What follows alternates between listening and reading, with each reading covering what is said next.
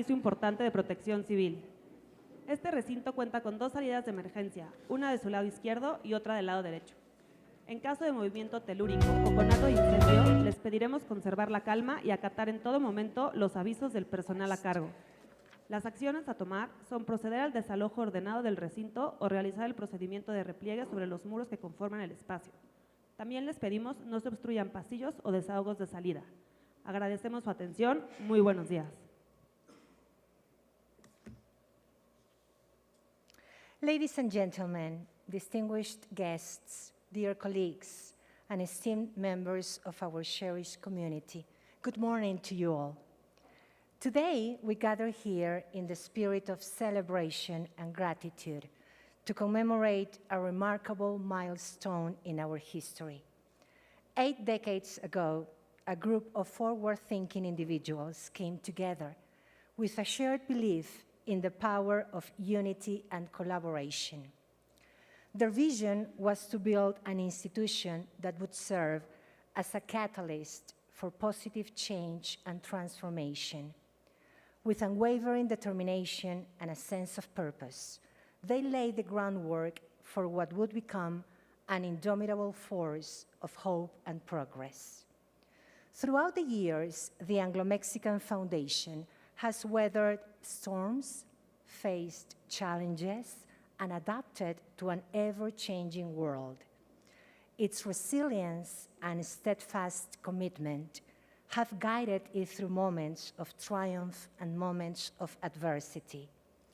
It is with immense pride and joy that we mark the 80th anniversary of our beloved foundation. This occasion is not merely an acknowledgement of the passage of time, but a reflection of our enduring commitment, unwavering dedication, and the profound impact we have had on countless lives. Thank you all for joining us today in this event, which marks the beginning of our 80-year anniversary celebrations. A special thanks to our partner Nat Geo for making this possible. Now, I would like to welcome our Chief Academic Officer, Simon Brewster.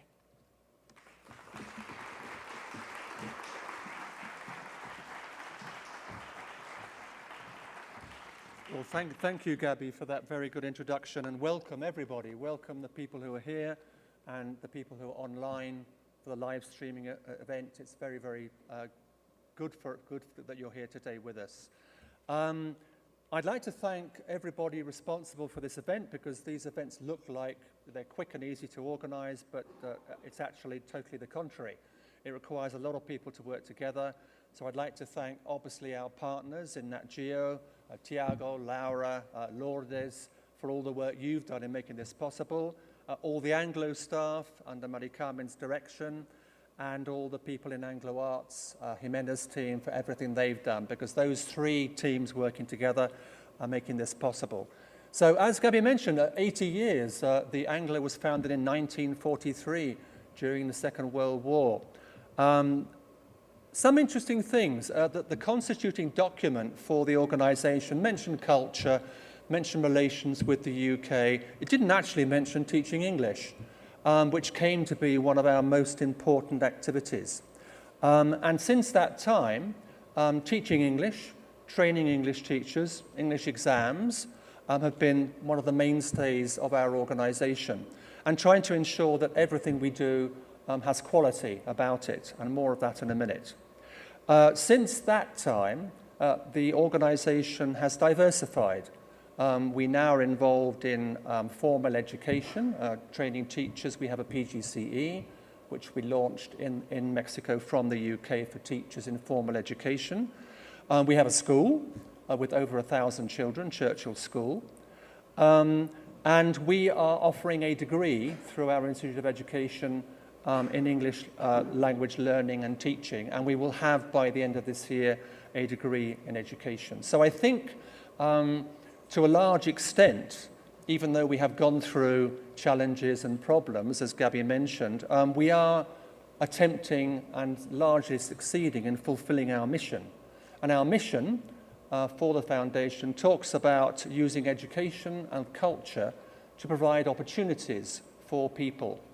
And those opportunities for personal improvement are located in the context of Britain and Mexico. That's one of the things that distinguishes us and differentiates us from other people. Another thing that we do, and I think we do very well thanks to Jimena and her team, is social impact. I mean, we are a not-for-profit organization, and what we're looking for is the impact on people's lives. And we do that through scholarships, we do that through support, for training, for alliances with people like Nat Geo. And just a little bit of data for you. From the report we had about social impact from 2020 to 2022, the organization, the foundation, spent on social impact just a little bit less than 200 million pesos in scholarships, in support, in alliances, and that benefited more than 92,000 people. So that's, for me, a source of pride that we're able to make that impact. And today, with this kind of event, we're having that impact too, because John's talk will be one way to help teachers think about what they do and do a better job. So English, let's talk about that just quickly, because that's the main thing we do. When I started teaching, we had a textbook and we had a cassette. And I remember the cassette was a real pain because you had to carry your tape recorder into class, and one of the things you had to do was find the space on the cassette where you were going to actually let the students listen to something. And if you missed it for some reason, you spent about 10 minutes going backwards and forwards trying to find the space. We also had something which has now disappeared, which were language laboratories. And the students would go into these laboratories, stick on some headphones and listen to things, and the teacher would be kind of monitoring, or the technical guy would be monitoring what was going on. I remember one case where I had a Japanese student, because I was in London, and I saw she was having problems. And I tried to listen to what she was listening to, and I couldn't understand it. I mean, it was English. And then I realized that the cassette had finished and was playing backwards. And so she was listening to English being played backwards. So happy days. Many times we also recorded the listenings for the lesson. So the teachers, we would get together with a recorder, record a dialogue or a monologue or something, or a report, and then use that. And today, well, what a difference. We not only have great books, but we've got videos, platforms, apps. In essence, things have changed, but they haven't changed. I think the key thing is still you need good material, and I think with John's book we have excellent material, and we have excellent support material, but you need good teachers. Even with artificial intelligence and all the changes, I am convinced that people still value the contribution of a teacher. And the fact that we're now seeing many people coming back to face-to-face classes, I think is evidence that people will use technology, but there's no substitute for a human being. And so just to sort of sign off, I'd like to obviously thank everybody again for this. I'll thank John for coming. I actually have seen John at least once in IATEFL, and I can tell you you're in for a treat. He's a very good speaker, and I'm sure you'll find his talk both motivating as well as interesting. So thanks again. Great that you're here for our first event for the 80th anniversary. There will be a lot more for teachers as well, and we have two events with National Geographic, with a Nat Geo Explorer, talking about his experience as a photographer in Mexico and other places in the world. So great that you're all here, and I'll hand you back to Gabby. Thank you very much. Thank you, Simon. Now let's hear the Nat Geo Latin America Director, Laura Coestiger.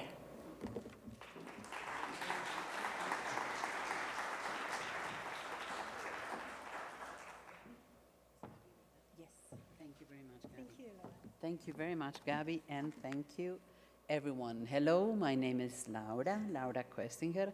You can also say Laura Köstinger. You can say many other things. Depends on where you are from and how you like to pronounce it. But the most important part here is that I'm just so thrilled to be here today. It is a true milestone.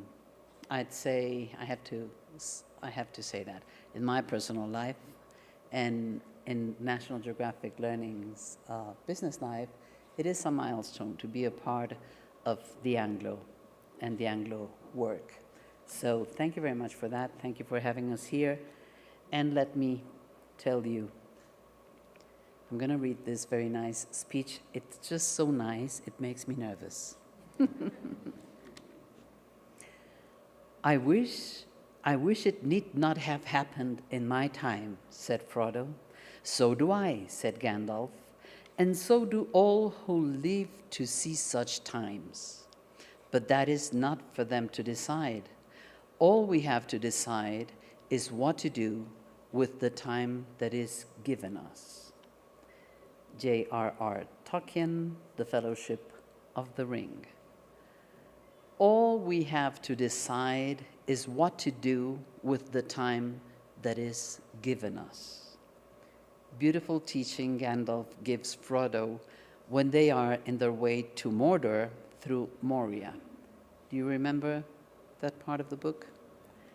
Or the movie? I wanted to begin reading this excerpt because we are gathered here today to celebrate a milestone in time. 80 years of wisely used time. 80 years of making a mark in Mexico. 80 years of transforming lives. 80 years can be a sigh or can be a lifetime. Or they can be the starting point for something even better and greater. So it is inevitable to talk about time today. Deciding what to do with the time we have is basically deciding what to do with life. We may live life to get older or to get wise. We may live life to accept what happens or to make things happen. We may live life to see time pass through or to pass through time and make a difference. And clearly, making such decisions are the biggest challenges for most of us. Living life is the best thing we can do with our life. Living life is the best thing we can do with the time that is given us. Through the different experiences, we learn and grow. Learning something new, like a new language, and finding joy in it is the best way of living our lives. Or that's what we think at National Geographic Learning. These experiences matter because they make us who we are. So what makes the Anglo experience? Yes, the experience to learn English. The Anglo has become an unmistakable reference to learn English. People of all ages and all interests have come here to discover an array of possibilities to master the lingua franca of the modern world. Many strive to fulfill the dream to get a better job, to travel abroad, or to become the best English teacher. The experience of the British culture, that's another big part of this. From pop to a highly intellectual and sophisticated culture, there is a vast experience of music, literature, theater, science, sports, art, influenced by the combined nation's history, a cultural superpower, as described by others. So, at the Anglo, we have the experience of a personalized and international education. The Anglo offers education beyond learning English, allowing students to expand their worldview, developing cross-cultural awareness, and an international mindset by enhancing their understanding of the world. An incomparable opportunity to reach academic success. National Geographic Learning participates of this experience, creating amazing materials to learn the language, using real content with real people.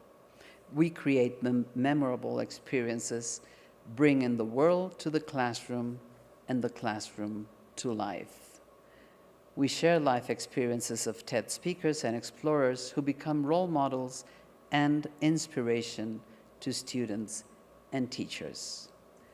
Without further ado, let's kick it off for this event of celebration of the 80th anniversary of the Anglo. Again, thank you very much, not just for having us here, but big, big thanks to the Anglo for what it means to our beautiful country.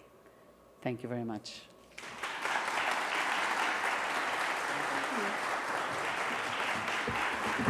Thank you, Laura. Well, it is my pleasure to introduce to you the speaker of today's event. He is an award-winning ELT author with 30 years' experience of teaching and teacher training. He has worked with learners and teachers from all over the world and is a well-known conference presenter. For National Geographic Learning, he is an author on the course series Live, World English, 3rd edition Word Link, 4th edition Success with Business and Total Business. He's also the author of the methodology title Critical Thinking in ELT. Please welcome John Hughes.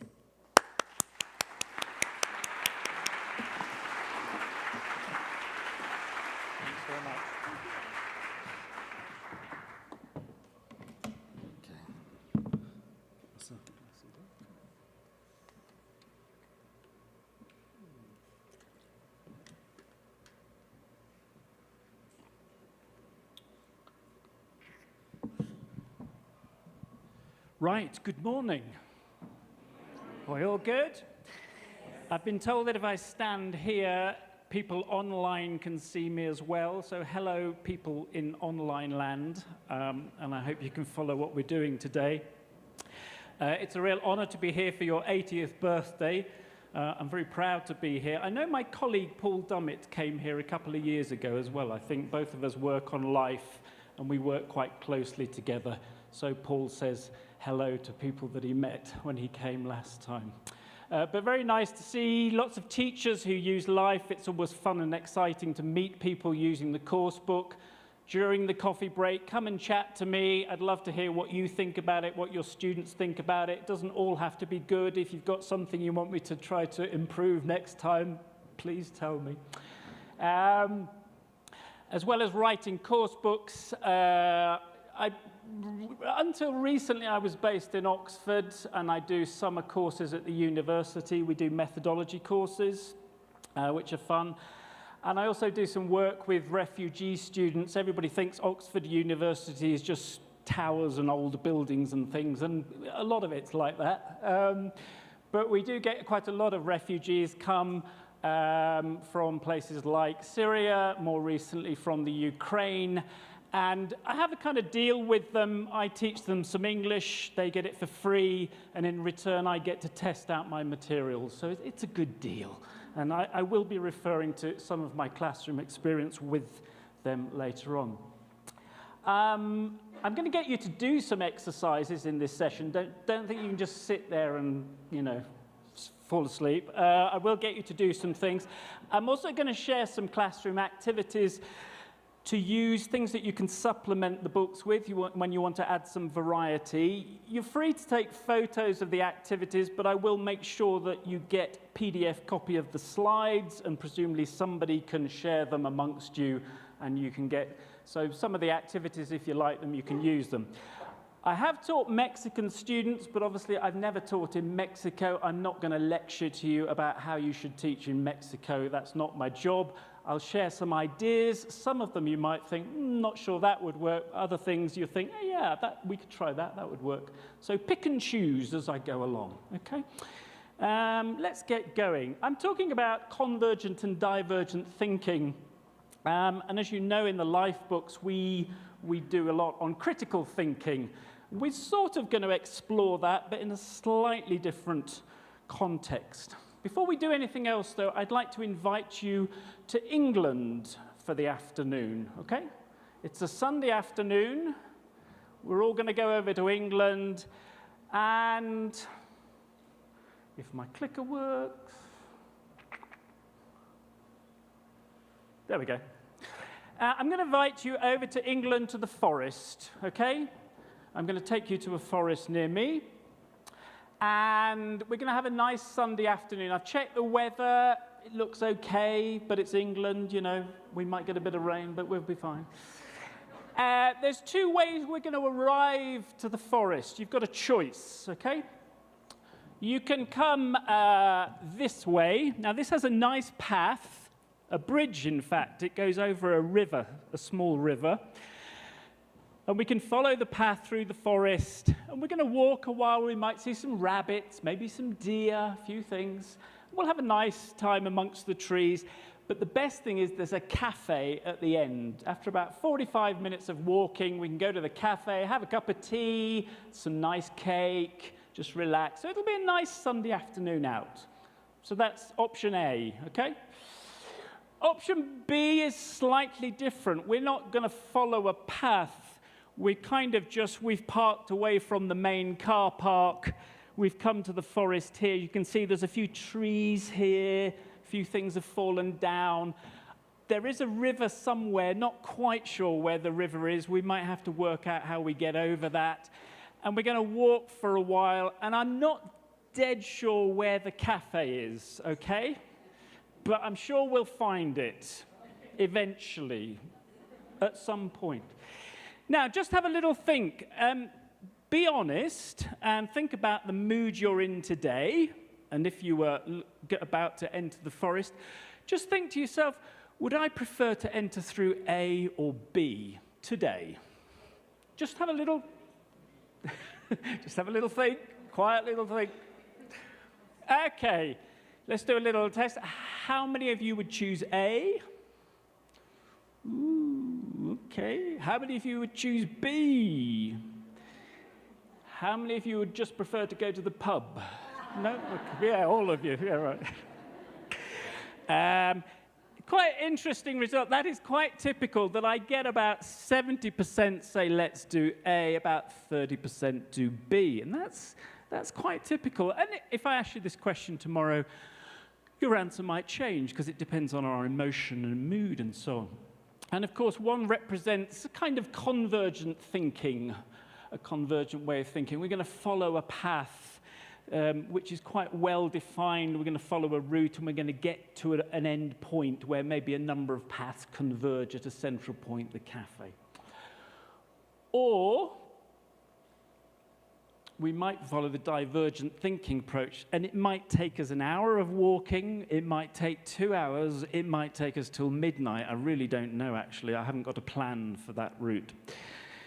Now, if we follow this in terms of how we might approach teaching and learning with students using these two, kind of applying this different sort of thinking in the classroom, with convergent thinking, typically we're answering questions. Often the teacher is asking questions and the students are answering the questions. And often there's a wrong right answer. There's a yes, no, or a true, false. Or there's a specific word in a text that we want the answer for. And of course, the course books have lots of those kinds of questions. With divergent thinking, we're sort of thinking more about asking the questions and possibly getting students to ask questions. And asking questions where we don't necessarily know what the answer is. It's going to kind of come up during the lesson. Rules and patterns. Convergent thinking likes looking at rules and patterns and coming to conclusions. So if we're teaching grammar, for example, a sort of convergent thinking way of approaching it would be to define the rule and the pattern and teach it to students and say, this is the rule. However, sometimes, particularly if you're teaching higher levels, you know that there are certain alternatives, and some students will say, well, can I say it this way as well? Doesn't it have the same meaning? Can I do it in the same way? Can I experiment? And that's, if we were allowing that kind of thinking, that would be fine. And the students might make mistakes and so on, but they're going to discover the rules a bit more on their own and possibly discover new things about English. This is a sort of safe route, or it's safer. I'm leading you through the forest, or you're the teacher leading your students through the class. Divergent thinking is a bit more risky. Students tend to make more mistakes. Errors are going to come up. But if we have a sort of positive attitude to errors, then that's good opportunity to explore things about the language and talk about why something's wrong or right, and we want students to take the risk. But often students, because of exams, because of the way course books are written or the way we approach errors, they're worried about doing anything too divergent or risky. This is a big one for language teachers. We've all got limited time in the classroom. Taking a convergent approach, following the path, takes less time, and you can fit it in to the time you have with the students. Divergent thinking can often take a lot more time. It's less predictable. If you're doing things like project work or where students are generating content themselves, we don't always know how long that's going to take, and it's harder to manage. So we sometimes kind of avoid it because it's difficult to do. It also ties in with the last point. Convergent thinking is often good for exams. A lot of exams are based around the principle there's a wrong, right answer. And so if we're preparing for students for exams, the materials we use, the approaches we use in class tend to be a bit more convergent. However, I would argue that divergent thinking activities are much better for memory.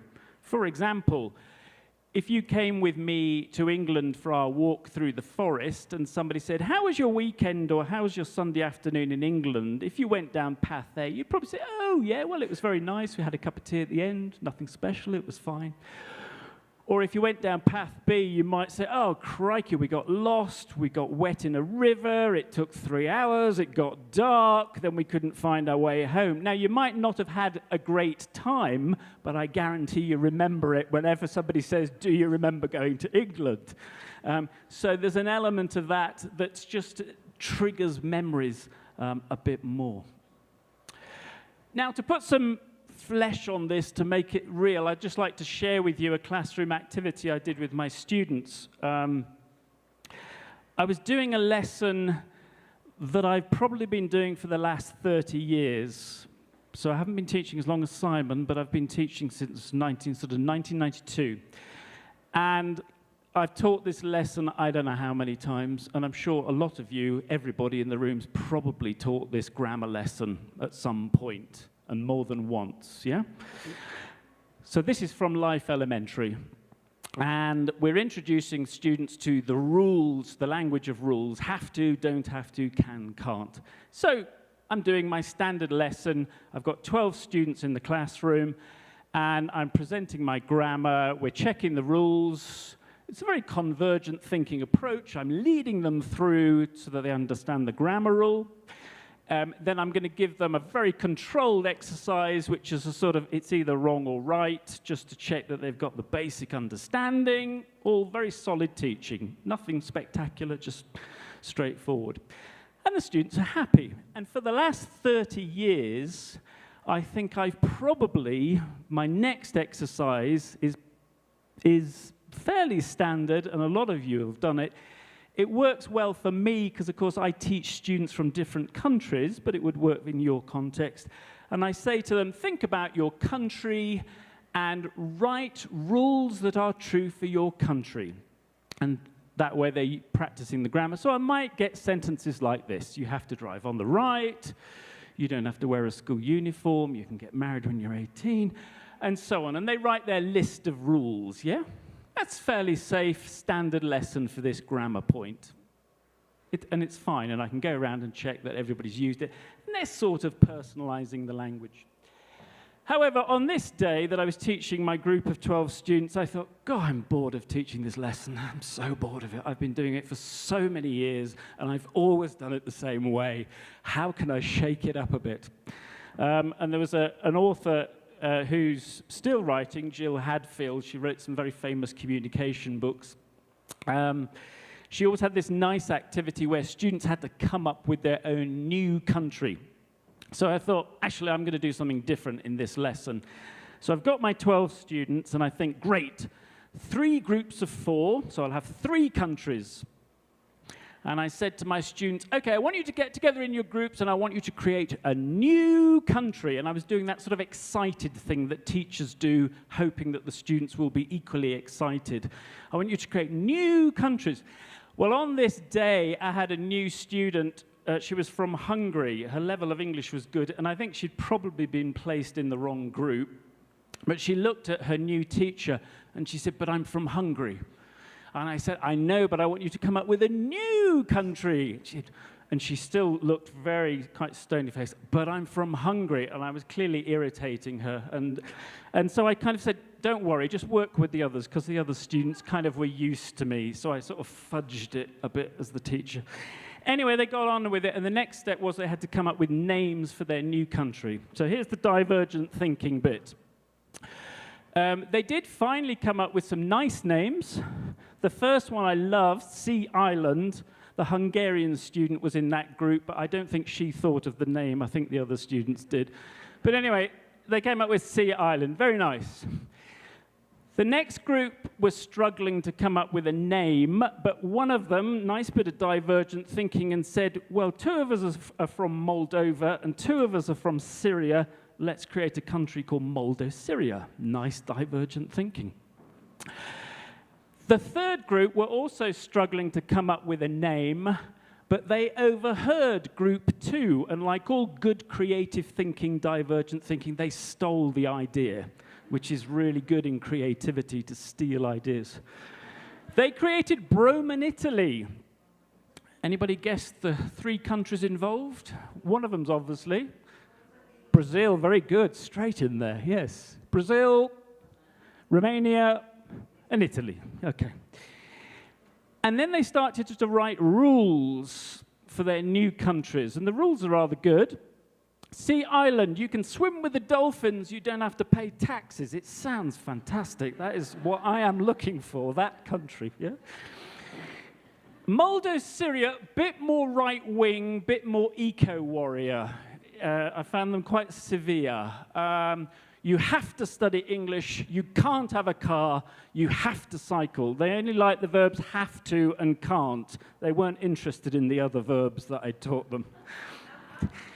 And Rome in Italy was my favorite for divergent thinking, and I think it represents the best of the Brazilian and Italian cultures. In the morning, you have to drive on the right, and in the evening, you have to drive on the left. I thought that was a rather good one from that particular country. Some nice divergent thinking. Now, if we just think about my list of characteristics, this took me a lot longer than my normal lesson when I do this. There was more risk-taking. There was resistance from some students. Not everybody wanted to do this kind of activity. They didn't see it as necessarily useful and so on. I had to push them a bit. And I think as teachers, sometimes, yes, our job with divergent thinking is just to sort of, we have to try and sell it to them a little bit. And it took more time. But in terms of memory, they had a lot of fun doing it. And whenever I want to remind them about that grammar point, I can just say, remember when you created the new countries. And it just triggers a little bit of memory. So I think that's the value of it. And I'm not saying do it all the time, but I think sometimes when you want to add that little bit of wow factor to your lesson and trigger interest from students, those kinds of activities, when you can extend it and you have the time, it's very useful. Let's look a bit more at I don't want to suggest that divergent thinking is better or more important than convergent thinking, so let's just clarify that. There's a very good book by Deborah McGregor. She's talking about critical and creative thinking, but she frames it within convergent and divergent thinking. And she defines it kind of like this, that with convergent thinking, we're interested in looking at information and data, drawing conclusions, thinking critically about text, answering questions about text. So reading and listening lessons, you'd expect to see quite a lot of convergent thinking going on and checking students understood the reading or the listening or the video and so on. With divergent thinking, we perhaps might give students problems or situations or issues, challenges to solve. So good for speaking lessons, writing lessons, where students have to kind of produce something. So there's a natural relationship between the 2 types of thinking, and they kind of need to work together in a lesson to get the most benefit out of them, McGregor would say. In order to demonstrate how they work well together, she refers to the Frisbee test, and I thought we'd try the Frisbee test just to trigger a bit of divergent thinking. The Frisbee test has been used by scientists and researchers. I'll show you how in a minute. With the person or people next to you, I'm going to give you, this is an unfair test because normally you'd get longer. I'm going to give you a minute. Now, we all know that Frisbees are for throwing along the beach and catching, yes? That's what we normally use them for. With the person next to you, you've got 1 minute. How many other ways can you think of to use a Frisbee? What are its alternative uses not as a Frisbee? Okay, see how many you can come up with. Go.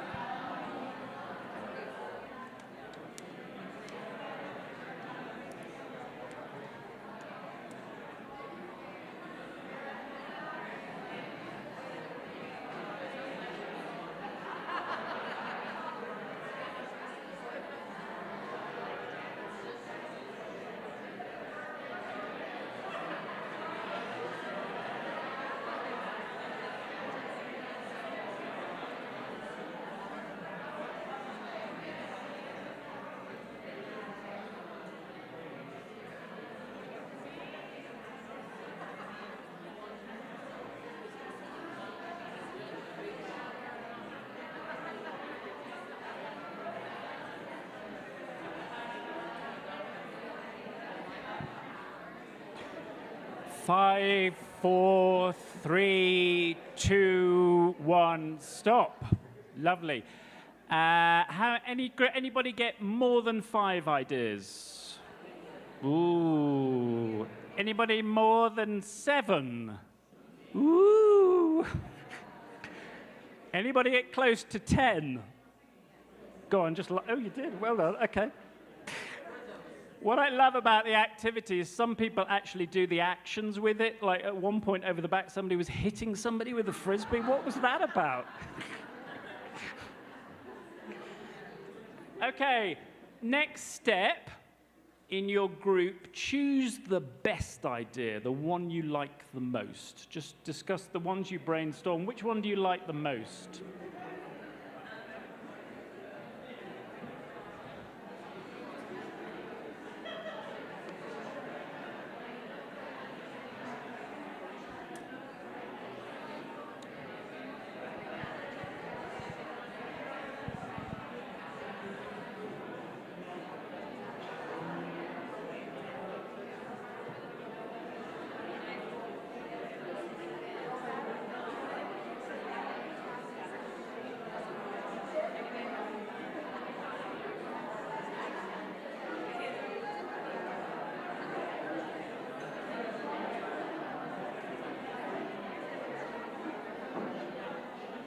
Okay, everybody decided?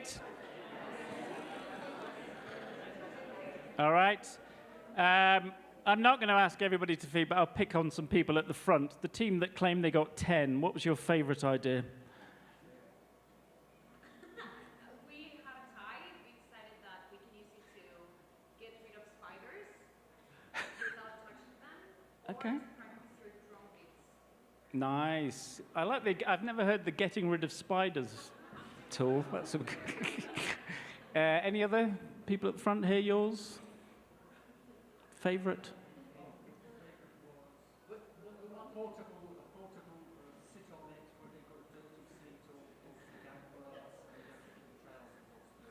Okay, so a sort of a seat you put to keep your trousers clean, and the person behind was very keen to share yours, yes? What was yours? Our idea was like hanging in something, and we have like pictures there, and you can order it like a story. Oh, so it's sort of like a decoration type of thing? Oh, very nice. Yeah, okay. Oh, we got one over there. Go on. If you put it upside down and you fill it up with water, your cat and your dog or the birds can come and drink. Absolutely. Good one for the animals. Good for that. Okay, we've got another one over there. Go on, tell us yours.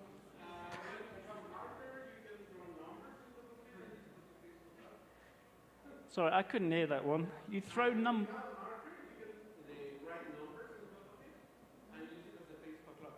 Okay, yeah, use it as a clock, yeah.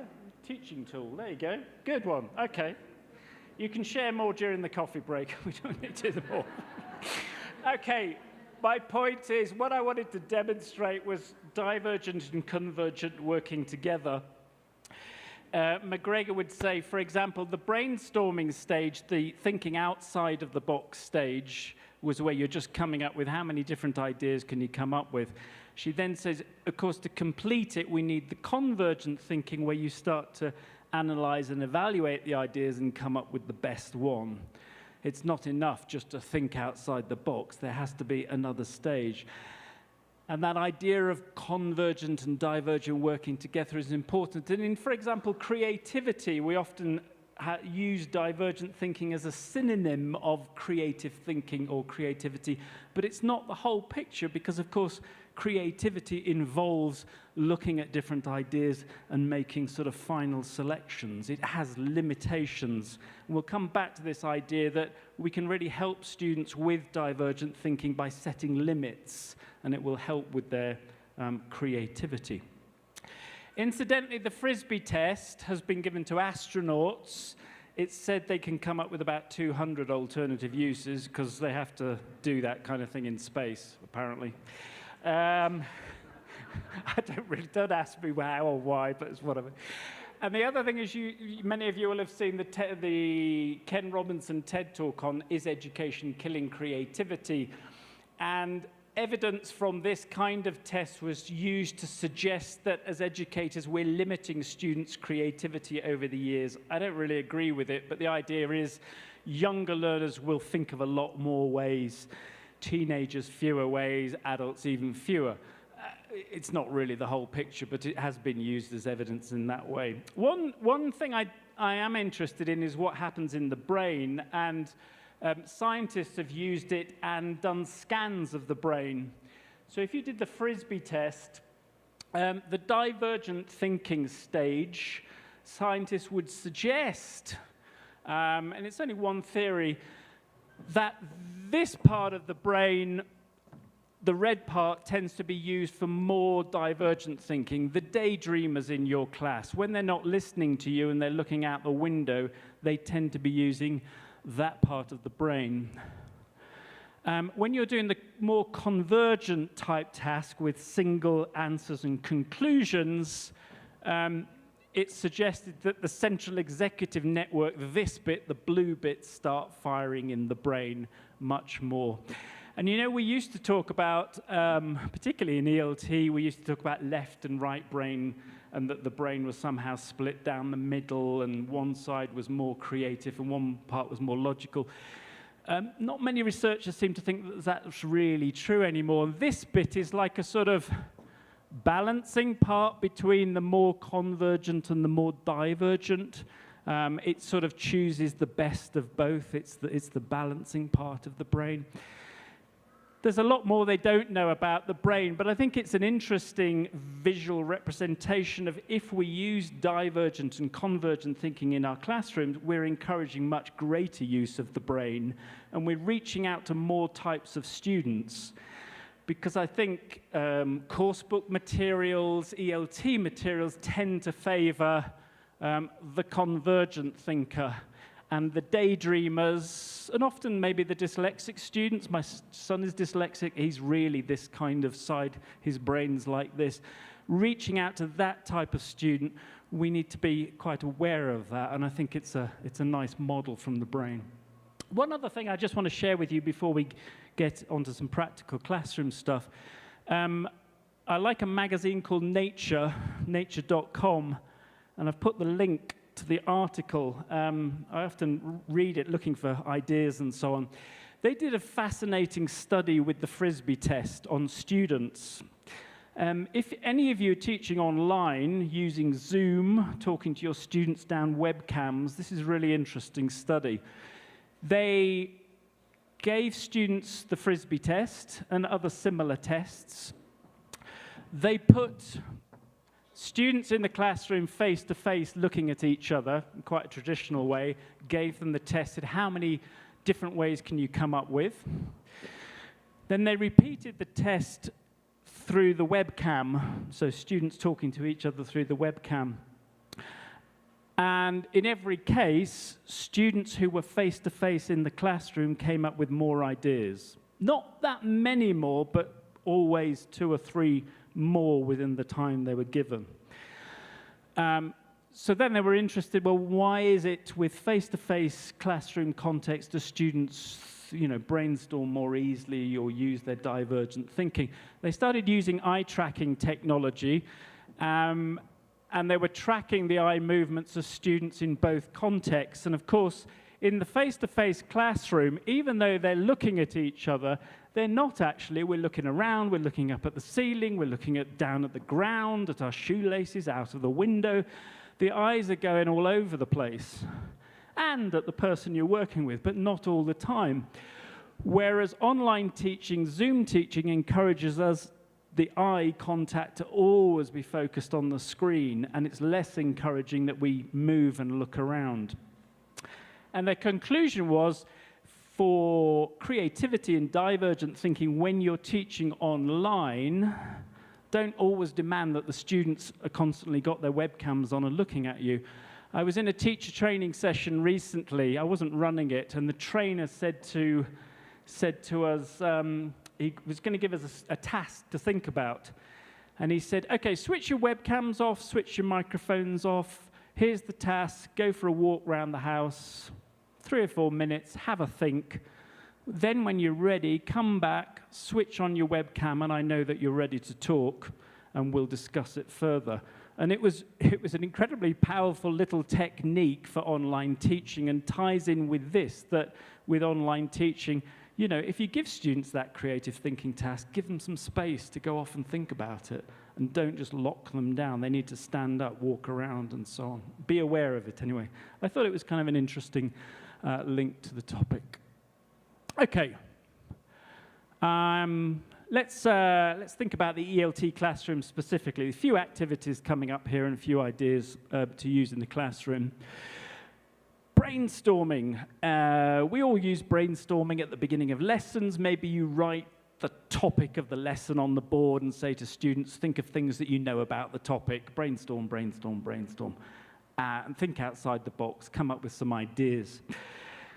Actually, if you can put some limits on that, it's really helpful for divergent thinking, so that students have some kind of limit. So if the topic of my lesson was famous people, and I decided I'm going to start with the name of a famous person and see what they know about the person, so I'd write Einstein on the board. Some students might not know who Einstein is. Some students may have an idea, but they don't know everything about him. They might do a little bit of research. But I could brainstorm things that students either know or what they think Einstein might be like as a brainstorming activity. If that's all it is, that's actually could be quite challenging for some students. So I need to impose some kind of constraint or limit just to help them develop their divergent thinking. So in this case, I can use it like an acrostic. I can think of words using Einstein's name. For example, Einstein was creative. What about the I in Einstein? Einstein was intelligent, yes. Or genius. He was German, physicist. But suddenly giving them the letters just helps them a little bit to sort of brainstorm, because you're setting some kind of limits. And they might have to go off and do a little bit of research and so on. So that kind of thing helps the divergent thinking. I'll give you another example. This is a personalization activity. We always ask students at the beginning of the term to write something personal about themselves. Write a few sentences about yourself, and they say, my name is, I'm from, how old I am, where I live. and it's kind of okay and useful, but it's not that interesting. If you want to make it slightly more divergent, this activity is a bit more interesting and fun. First of all, you say to the students, can you remember how to spell the alphabet? And even my intermediate students need a bit of extra practice on this, so it's always useful just to get them to call out the letters and write them on the board from A to Z or A to Z, depending what English you're doing. Then you say to the students, choose 5 letters, any 5 letters at random. This is an idea from Chris Sion. I really like it. You choose 5 letters, and you have to write sentences about yourself using those letters. Now, what happens here is students have to think a bit more divergently, but you discover much more interesting things about them. And as a teacher, if I give students a personalization activity, I always think I should do it, because if I'm going to ask them to be personal, I'm going to have to be personal. So here are my 5 letters. First of all, I chose the letter E. E's for Eleanor. It's the name from a Beatles song. It's the name of my daughter. Okay, so that was my E. Well, I wouldn't normally tell you that information, but so suddenly it's a bit more personal.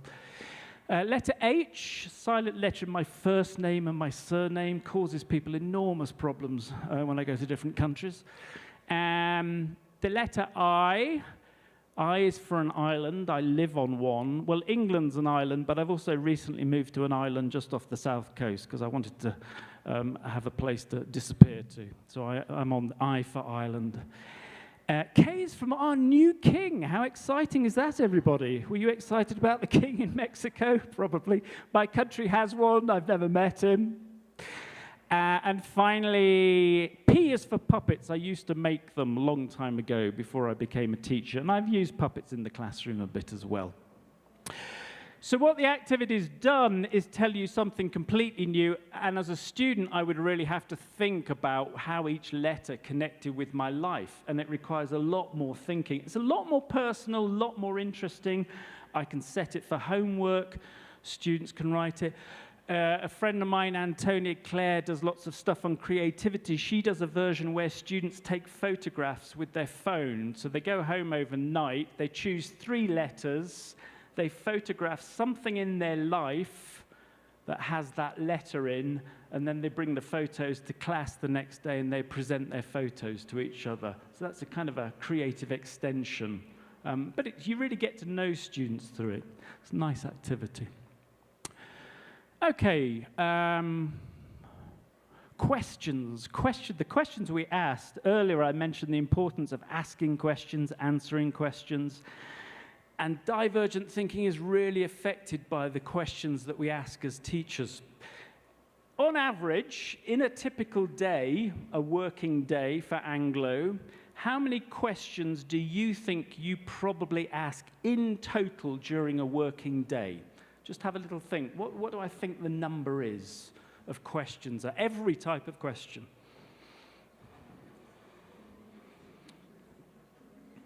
I don't know how many hours you teach per day, but if you have 4 or 5 classes or something. Okay, we've got 100. Any others? 100, 150. Any higher? We're going for 150, we reckon, yeah? 70, that's more specific, yep. There's a very interesting book called Questioning in Secondary Schools. It wasn't an ELT context, but the results are kind of interesting. They spent some time recording teachers teaching and analyzing the questions that they asked. And I like the activity because it's something you can do yourself. You can just press record on your phone at the beginning of a lesson and listen to it afterwards and think, what questions do I actually ask in the classroom, and how many do I ask? It's a nice self-observation tool as a teacher. When they did it, they recorded lots of teachers and analyzed. They actually came up with, on average, typical teachers asking about 2 questions per minute. It came to about 400 per day. I couldn't believe it. But then I recorded myself, and I thought, that's interesting, because I wasn't asking 400 in a day, but I was asking quite a few. Now, they analysed the question types, and about 50% of them were classroom management questions, like, where's your course book? Did you do your homework? You know, that kind of question, yeah? Can you stop talking? Whatever it is you say, okay. So that was 50% of the questions, so forget that. We've still got another 200 to deal with. They started to analyse which were convergent and which were divergent or creative. We're going to stimulate divergent thinking.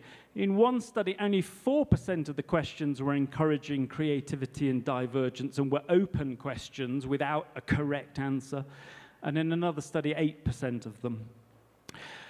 The other interesting thing, they analysed students actually asking the questions, and in a typical lesson, the students were getting to ask one question per lesson, but a lot of those questions weren't actually to do with learning as such. It'd be like, can you repeat that? Or what's the answer to number 2? It's those, they weren't all kind of creative sort of questions.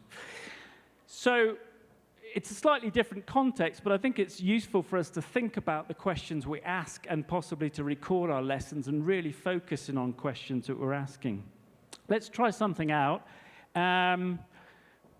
A lot of us, particularly if you use National Geographic materials, you may often start your lesson by looking at a photo. Some of you might recognize this photo. This is one of my favorite photos for a number of reasons. But imagine you're going to use this in your class. I think the unit is called Stages in Life. With the person next to you, just brainstorm a few what you might call convergent thinking questions and some divergent thinking questions. Just come up with 4 or 5 questions you might ask your students about this photo. Off you go.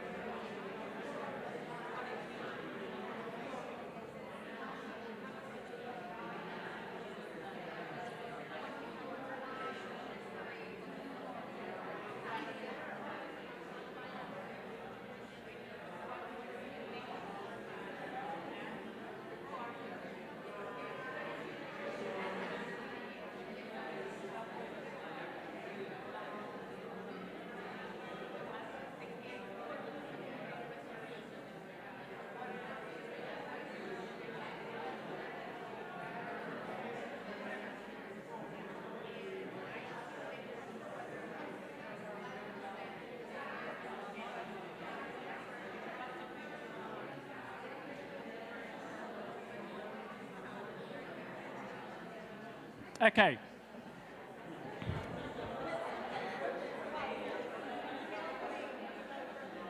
Let's take a look. When I'm just a little thing when I'm writing course books and I'm using what I call my materials radar. When I'm choosing photos, I'm often looking for photos that automatically ask questions itself. There's something about the photo that generates questions. And I think this is quite a good example of it. The other thing I've noticed for divergent thinking is black and white photos, for some reason, for higher order thinking, are better. I think it's because you get rid of the color and you focus in more quickly on relationships and what else might happen. We'll be looking at video in the next session. I like using black and white video often for the same reasons. There's something about black and white video that generates more sort of creative thinking sometimes with students. You probably came up with lots of great questions. Just a typical example, when you open a course book, you probably see these types of questions, because typically when you start a lesson, you're checking to know that students know the names of some of the objects. And obviously we use photos to teach vocabulary. It's a great opportunity for students, and they're very descriptive, and there's sort of single answers to the questions. But when you add divergent thinking, it's an opportunity to either make the photo work harder Or to bring the photo back in to the next lesson, you can use the photo twice. You might do this kind of thinking the first time they see the photo and then maybe do the listening in the course book that follows. But then the next lesson, you might bring it back in to do some more creative thinking. For example, these types of questions are quite nice, and you might have thought of them because the answers aren't in the picture, it's speculation about and they're also good for language practice. One thing I do with this picture, I've put my students into groups of 3. I've said 2 students, I want you to write the dialogue between the 2 older women, and 1 student, the younger woman, is listening to the conversation and texting a friend, write what you think the text message says. And then at the end of the activity, they compare what they've written, and it's a kind of nice creative task, and they compare what their perception of them are. So it's that kind of thing that we can do a lot with pictures. Or you might say, imagine the picture is going to be a photograph in an advert. What's it selling, for example? Those kinds of questions would work. The other thing is, remember in the study the importance of students asking questions. And this is an easy win in the classroom, is to say to students, choose one of the women in the picture and write 3 questions for her. And then you can extend it by putting them in pairs. One student asks their question, and the other student pretends to be the woman. So if the student's chosen the woman in the middle, they role-play the conversation with the questions the student's written, and they imagine what the answers might be. So it's a kind of nice creative role-play practice and a way of getting more mileage out of your materials. Quick couple more tips that you might use in the classroom that I think are simple examples of divergent thinking. Gap fills. We all love gap fills, yeah? Yeah, okay, sort of, they're there. They have to do them in exams. They're in the course book, why not? They're probably in your online gadgets, Duolingo or whatever. And they're fine. They're convergent thinking, so I've presented the 5 words, and students fill the gaps, and I'm happy as a teacher because I can check whether they've understood the words, and they fill the gaps.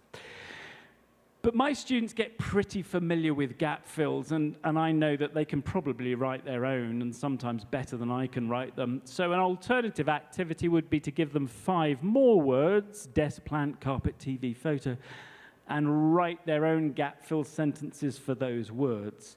So for desk, a student might write, in the evening, I go home and do my homework at a... and then they've written the 5 sentences, they test each other. Exercise 2 will take a lot longer to do. There will be a lot more arguing because students test each other and the other students say, well, that's not fair because you didn't use the word correctly and I couldn't guess it from that context and so on. But that's great because they're really debating the real meaning of the word and how they might use it. It takes longer. But I think when they walk out of my classroom, I suspect they might know the words in exercise 2 better than the words in exercise 1, possibly, because they've had to work a lot harder with it. So that's a simple way of adding a bit more divergent thinking. I'm going to whiz past the next one because of time, and I'm going to finish with my favorite divergent thinking activity. And I really want to stress the importance. Earlier I said for creativity in the classroom, you want constraints and limits to help students' creativity. Pixar and the films of Pixar are a really good example of this. This is Nemo. I'm assuming you've all met Nemo. Yeah, everybody's nodding. Yeah, we've seen Nemo, whatever. That's Nemo. Finding Nemo, famous film, famous for its animation. But the best thing about Pixar is the storytelling is fantastic. And Pixar have a secret. They have the Pixar code. And it's a 6-sentence code, and when they create their movies, they brainstorm the basic plot line of the movie using the code. And this code has become very popular. I actually learned it from a business book and used it in some business English materials because people discovered it's a really great way to tell the story of your company. So if somebody comes up to you and you say, who do you work for? Oh, I work for Anglo. Oh, who's that? You can, rather than just sort of say, oh, well, we teach a bit of English, you can kind of tell them the story with the Pixar code, and it becomes much more interesting. here's the code. It's a very simple structure. So once upon a time, there was a fish called Nemo. Every day Nemo went to school. One day Nemo got lost. Because of that, his father went to look for him. Because of that, his father found him in Australia until finally he brought him home. So you kind of establish the opening line, the routine, something changes, then there's a result and another result until it ends. And you create a nice sort of 100-word story. And it's much fairer on your students if you want them to create a story. The same would be true if you wanted them to create a presentation. You don't just want them to sort of come up with a presentation. They need the structure in order to be creative within the structure, or in essay writing and so on. This is kind of interesting and topical because it's a bit what ChatGPT does in artificial intelligence. So I'm going to test your ChatGPT brains, okay? With the person next to you, I guarantee that you can generate a Pixar story in 1 minute, okay? As fast as ChatGPT. Here we go. With the person next to you, I'm going to give you the opening line. I want you to finish the story with that structure, okay? Once upon a time, there was an English teacher in Mexico City who wanted a job at Anglo. Okay, go. Finish the story.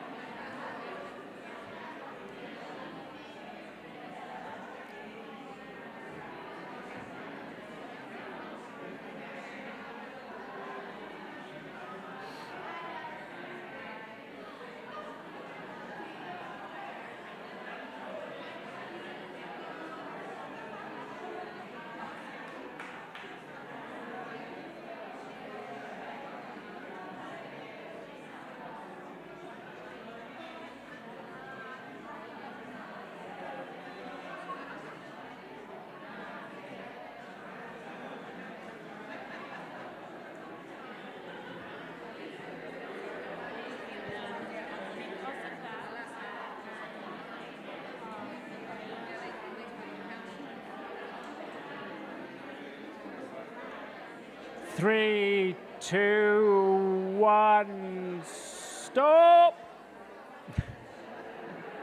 We're still generating, yeah?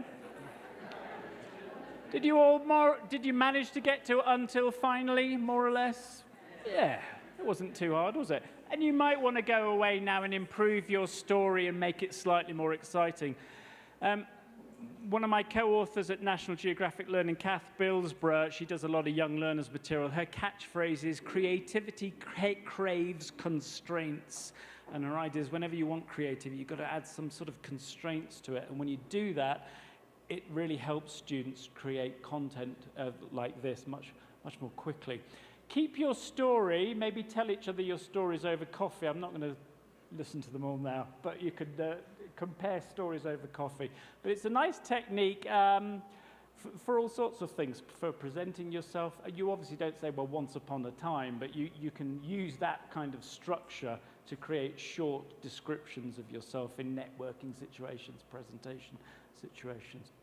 Let's just, one other final thing, I think, just to sum up. I've talked a lot about exercises in the lesson actually happening during class. But I think it's interesting to think about what we ask students to do for homework. There's a very interesting survey done amongst business leaders. They interviewed them and said, when you have a problem at work or at home, when and where do you get your most creative solutions? How do you think divergently about solving the problem? When and where does it happen? So just for 1 minute, tell the person next to you, when you have a problem at work or at home, when and where do you get your creative solution? At what situation? Just tell each other.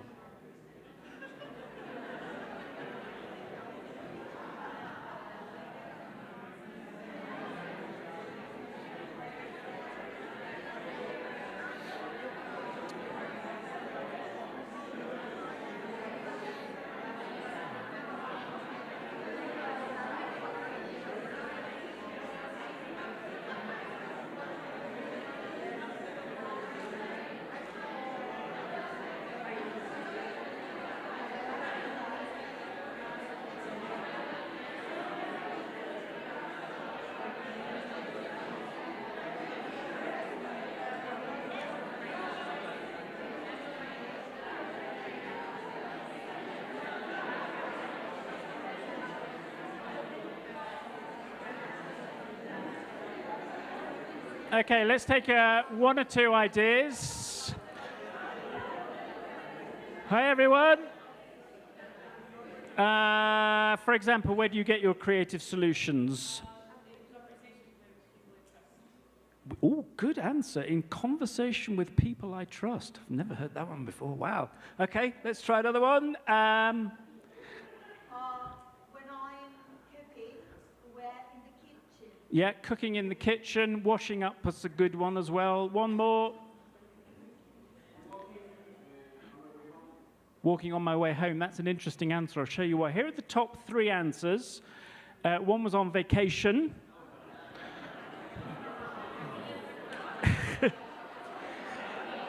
Yeah, quite a few people don't like that answer. The second most popular answer was in the shower. Anybody get in the shower? Yeah, lots of people have showers. Okay, good. The last one, and this relates to your, was not at work, but traveling to and from work. And I thought the survey was interesting because nobody said, I have the creative solution at work. And I started thinking, I'm asking my students to be creative in the classroom. Actually, maybe the time for them to be creative is on their way home or to class. It's for homework. They need more of that thinking time. Or if they're doing group work, maybe they meet up with their friends and they create a video or whatever it is. But it doesn't all have to happen. And there's this pressure on us teachers to be creative in the classroom. Actually, some of the time, all of that could happen for homework, I think, for students. And we can mix it up a bit. It doesn't all have to be convergent. So just something to consider. And we'll come back to it in the session on video. Just to finish up, if you want your students to be divergent thinkers, I think as teachers we need to be divergent thinkers because we can't expect them to do these things. One thing I do when I'm writing materials, and it's the same if you're lesson planning, is just mentally just check the exercises you're using. So this page in a book from Life, just mentally in my head, I'm thinking, have I got a mix of divergence and convergence? So exercise 1 here, you can't read it, but students are thinking about what makes them choose a holiday and what sort of holidays they like. So there isn't a correct answer.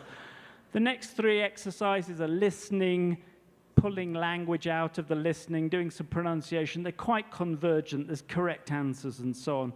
And then the lesson finishes with some role play activities, and it's more divergent.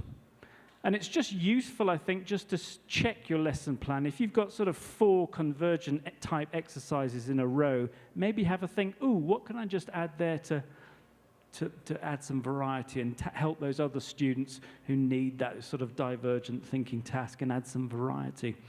The other tip I would give, and let's pretend that none of your academic managers are in the room, lesson objectives. Teacher training courses train you to come up with your lesson objectives at the beginning of the plan, yeah?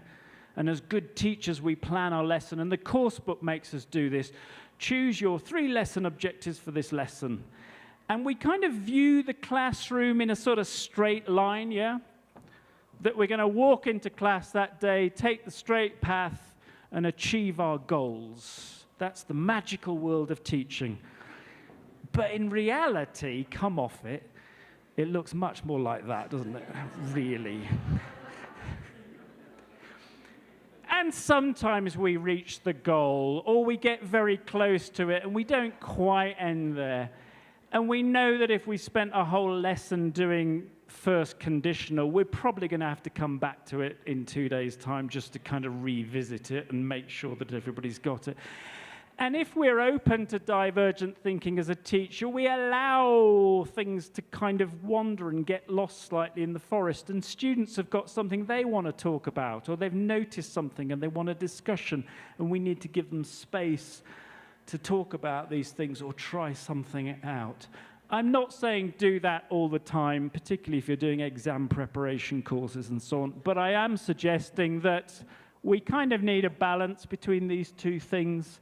And on certain days, we can be very sort of straight line and go straight through the forest. And other days, we can wander and get lost. Those were the key points I mentioned at the beginning. think about the balance in your own lessons, what the amount of time. Remember at the beginning you put up your hands, it was about 70-30. I'd say that was quite typical of lots of lesson plans that I see, the emphasis.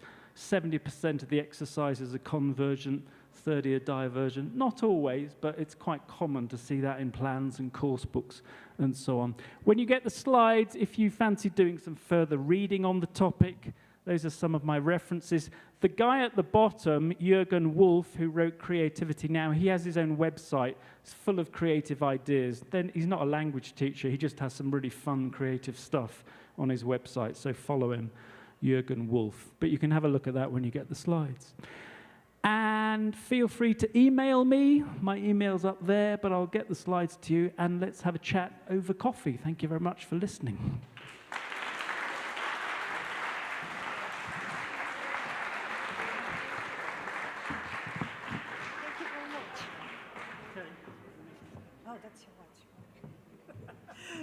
Thank you very much, John. Thank you for making us think, share, learn, and reflect. Let's have a 30-minute break. We'll be back at 11:55. Thank you.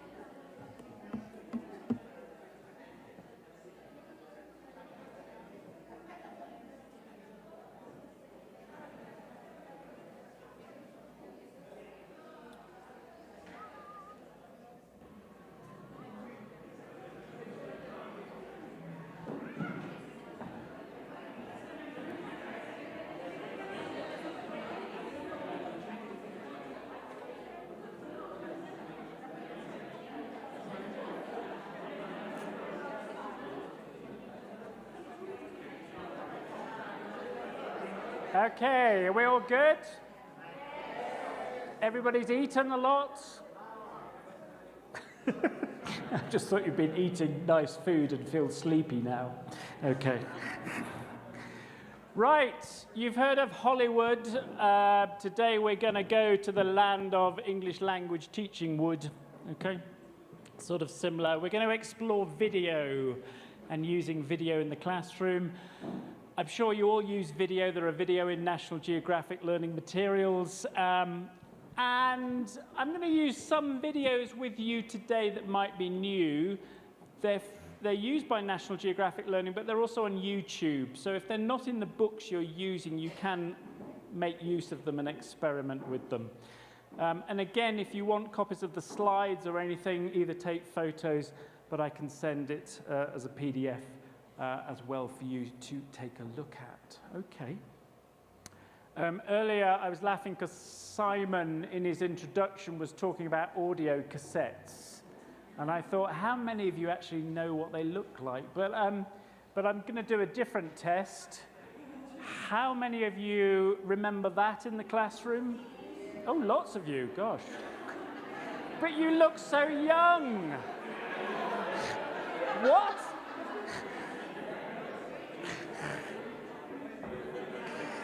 I don't believe it.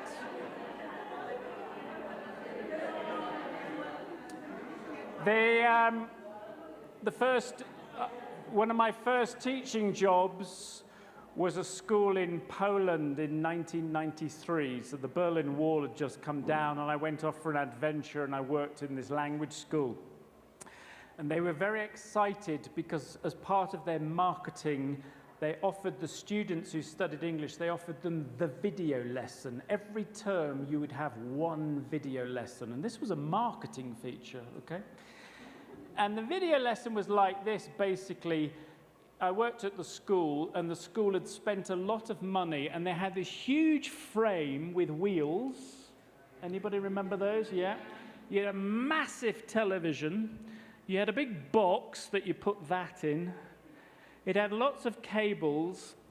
It had about 3 or 4 remote controls, and I never knew why, because you never knew which was left and so on. And they were so worried because this was so expensive for them. They kept it in one classroom, and there was a drain pipe down the corner of the classroom, and a big chain went round the drain pipe and the TV frame with a padlock. So in order to do the video lesson, I had to book the TV. You all worked at this school, didn't you? But one of the problems was we taught lessons in the afternoon and evening. The school secretary, who controlled everything, she had the key to the video padlock. So to do the video lesson, you had to get to school first thing in the morning to get the key, then come back later. Then you had to move this enormous TV and video through the corridors to your classroom. You had to get a student to help you, and then the last teacher who used it left it all wrong with the wrong cables and the wrong remote. So you had to do that. And finally, you got the students in, you switched the lights off, you put this in, it played for about half an hour, and the students had like a comprehension worksheet where they were supposed to watch and answer questions, and that was the video lesson, and I hated it. I couldn't see the point in it, and the students were always a bit disappointed because in the marketing it looked great, but the actual reality was sort of this, and it was all slow and everything took a long time, and you couldn't rewind it quickly and all that kind of thing.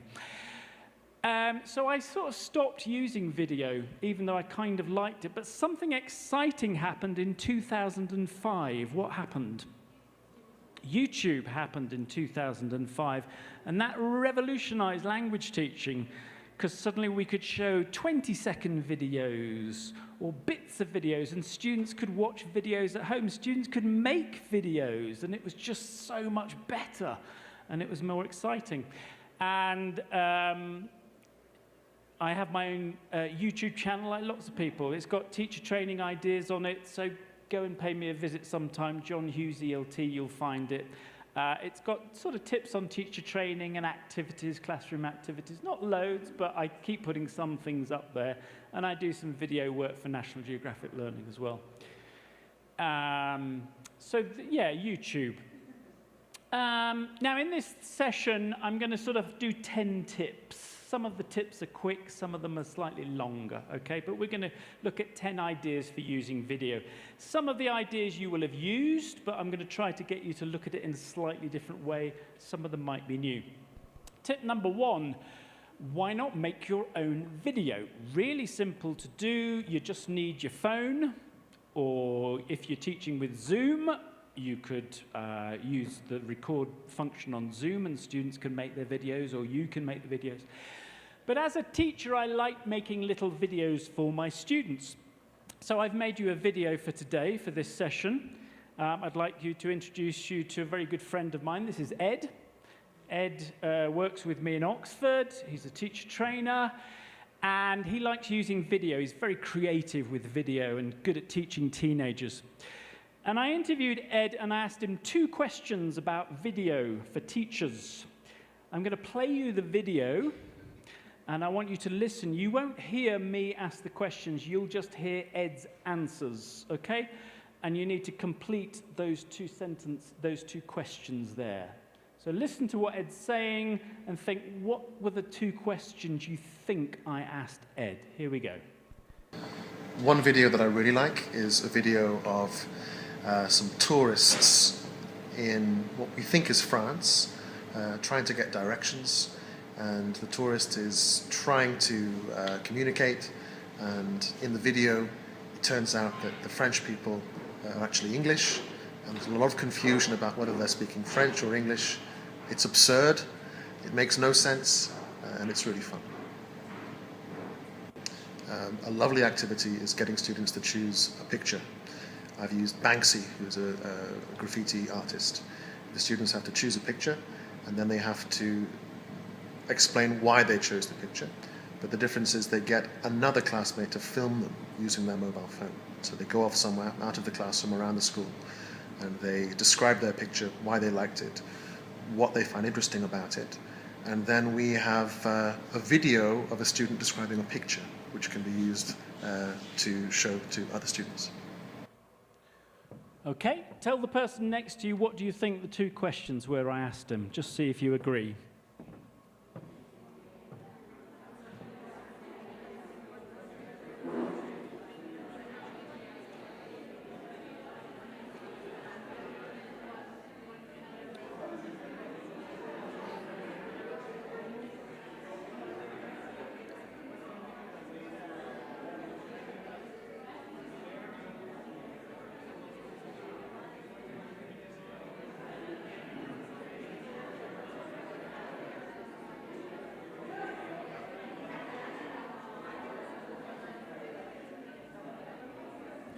Okay, here are the 2 questions. I asked him, what's one video you like to show your students? What's your favorite classroom activity with the video? Okay, those were my 2 questions. Now, turn to the person next to you and ask and answer those questions for you. Tell them about the video you like using. Okay, ask each other the questions.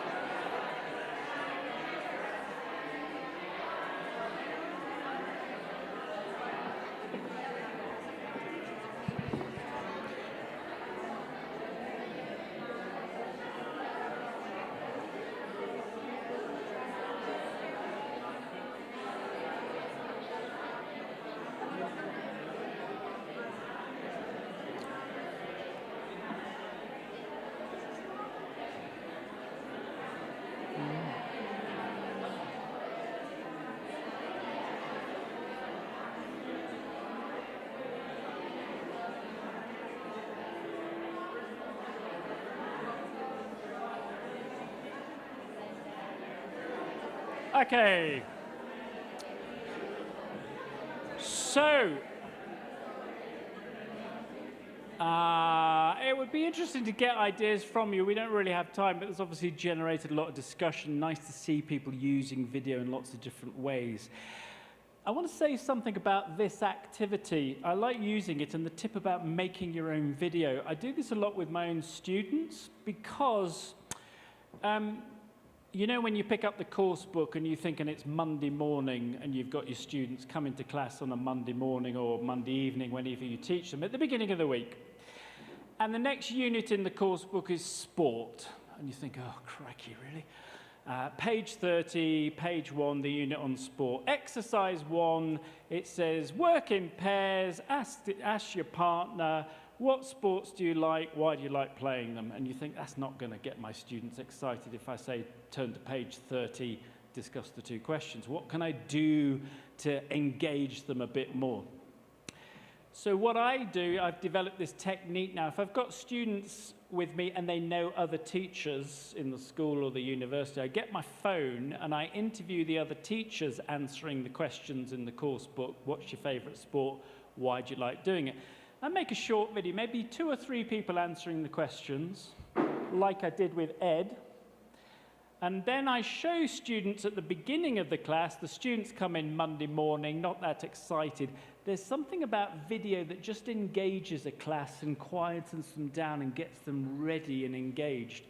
You show them the video, say, what 2 questions did I ask? They watch the bit, and they like it because they see other teachers talking about themselves or people they know talking about themselves. They write down what the questions they were, and then I say, do you want to know what the 2 questions were? And they say yes, and I say, turn to page 30, look at exercise 1, and they compare it. It gets them into the course book, and then they're more motivated to ask each other the 2 leading questions, because the video provides that stimulus and gets people engaged. There's also something about video, and I mentioned the brain before. There's the issue of mirror neurons. One of the reasons video works really well in the classroom is our mirror neurons in our brains copies what we're looking at. Scientists did a study where they did a situation where they set up a camera in a room. They got some students, and they brought some students into the room, and they put MRI scans on their brain, and then they gave them horrible smells. They had to pick up the smell, smell it, react, and they videoed their reaction, and they measured what their brain activity was doing, how it was responding. They did it with a few students. Then the next day, they brought other students in. They didn't give them the smells, but they showed them videos of the other students smelling the smell, and then they measured their reaction. And their brain activity was equal to the student they'd been watching. Their reaction mirroring the reaction of the other person on the video stimulated similar emotions in themselves. And I think it's one of the reasons why video is really powerful when you show it to students and it's got people on it. And often when you watch your students watching a video, you can see their faces mirroring what's happening in the video. We'll see it happening a little later on. So simple tip, make your own video. It doesn't have to take you long, quick and easy to do, great for a little bit of extra listening practice. You're giving students language they might need. That's tip number 1. Let's take a look at tip number 2. Engaging, starting a lesson with a video, but keep it short. The brilliance of YouTube is you can show 20 seconds or 30 seconds, and it's just a quick thing into the class. The other thing, my tip with using video to engage, don't set too many questions. Keep it easy. Either play it so students just enjoy it, or ask them one question. Here's my question for you. I'm showing you the first part of a video. It's on YouTube. I want you to watch it, and at the end, I'm going to ask you to describe the woman in the video. What kind of person do you think she's like? Here we go.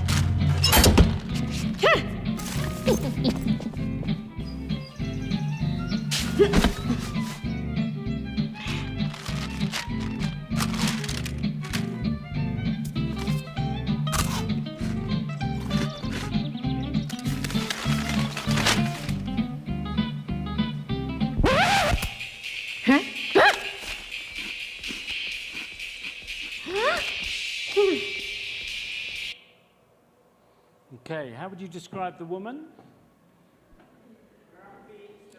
Grumpy, stubborn, determined, very determined, yeah.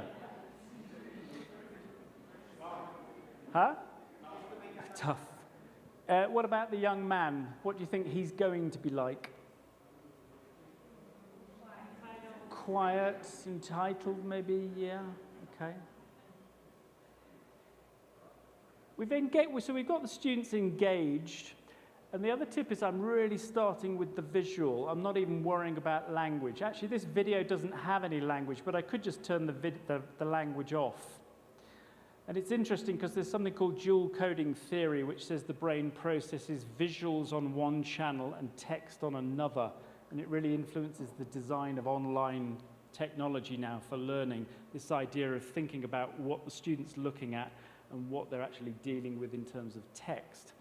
And when you play students a video, it's a bit like listening for gist and then listening for detail. Instead, we do watching for gist and then watching and listening for the detail. Break it down, it makes it more manageable to start with the visual. And it's kind of, there's more common sense to it in terms of the brain deals with the visual first and then deals with text. And it makes it more manageable in that way. So we want to start with the visual. Can you just, this is a task you'll have done before. I've showed you part of the video. Just tell your partner what you think is going to happen next in this short movie. It's very short. Just tell them what's going to happen now between the woman and the man.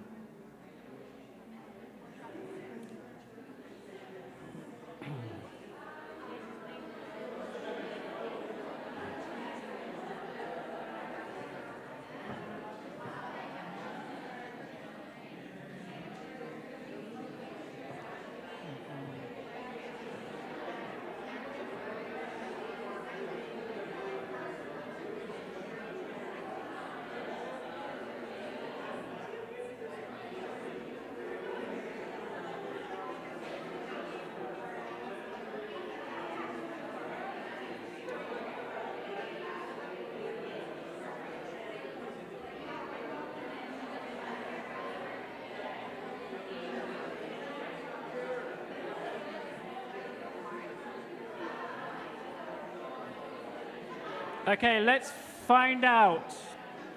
Here's part 2.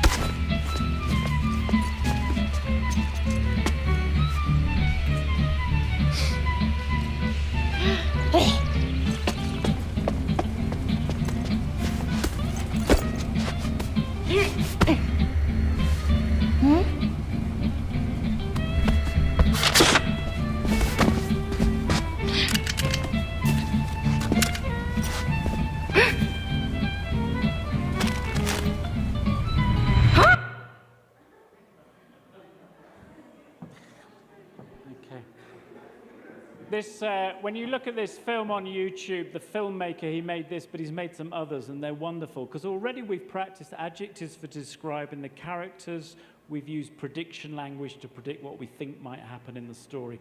It just instantly generates all sorts of language practice and fluency. My tip number 4 would be really plan your pauses when you use video. If you're going to break video down, think about it carefully, how you're going to do it, particularly if you use TED Talks or documentaries, which are a lot for students to process. Planning your pauses it works better with some types of videos than others. For example, this video, Snack Attack, it follows a classic film structure. If any of you are budding film writers, the book's screenplay by Sid Field is basically the theory of filmmaking. But he says in any Hollywood movie, whether it's 3 minutes long or 3 hours long, you have to have 2 plot points, here and here. And in every movie, you'll always have the setup. So in this movie, the setup is the woman getting the biscuits from the machine, and the moment when she meets the man, and then he takes the biscuit. That's plot point 1. Then for any good storytelling, and you can give this tip to your students, you've got to have conflict. I think it was Kurt Vonnegut, the writer, who said there is no story without conflict. And if you're going to write a novel or make a movie, the main character has to have conflict somewhere. So that stopped at stage 2, and now I've just stopped it at plot point 2. So with this kind of video, it's worth stopping it at those 2 plot points, because I think they're the moments that generate the most language from students, because it's that moment of interest. And then the film finishes with resolution. And there's different things I could do with the resolution with this video. I could have students write an ending to the movie and compare their ending if I wanted to. They could do a bit of storytelling practice. Are you interested in seeing the resolution to this movie? Well, tough, because I'm not going to show it to you, because you can watch it on YouTube. So I can also set the video activity for homework, and you can go home and watch it at home. So that's your other alternative with video, is to build it into homework and outside of class work. And if you're using the video materials in life, some of them times you can set them at home. Students could watch the video before they come to class, or you could show part of the video in class and set more of it. You can vary that video spread in the book. But often I get students to write or discuss what they think the solution is, and then say for homework, go and watch the video and see if you were correct. And I guarantee that most of the students will go home and watch that video now at home, and it's just kind of interesting. So planning your pauses. With TED Talks that are like 18 minutes long quite often, sometimes I'll just take the first 4 minutes and use it and exploit it, and then I might bring in another chunk later. Sometimes I teach English for academic purposes, and my students have to listen to lectures and do note-taking, but we'll do chunks of the video rather than deal with the whole thing, because it can take up too much classroom time. So thinking about where you're going to pause it's useful, I think.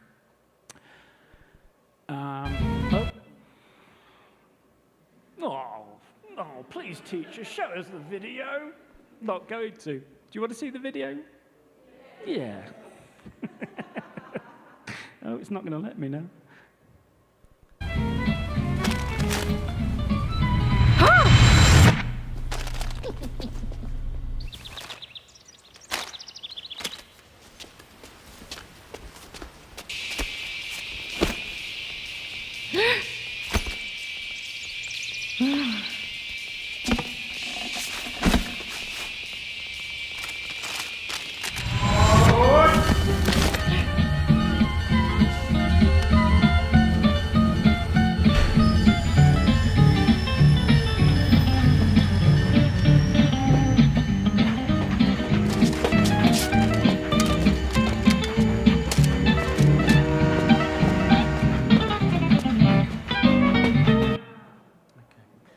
Also, with that lesson, I sometimes say to the student, what do you think the moral of the story is? And they have to come up with what they think its appearances, first appearances are deceptive, and that type of thing comes up.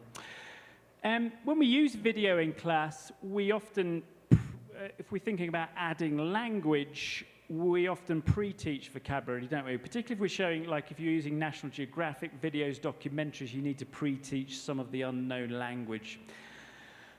But I also do activities with students to introduce the actual language they need to talk about the videos they like watching, because I want to know what sort of videos my students enjoy and what they want to see in class or what they might want to make. So I often pre-teach vocabulary to help them. One thing I found is there's a whole sort of genre of vocabulary to talk about YouTube videos. These are the top 12 most popular types of videos shown on YouTube. Just have a look down. Do you know what they all are?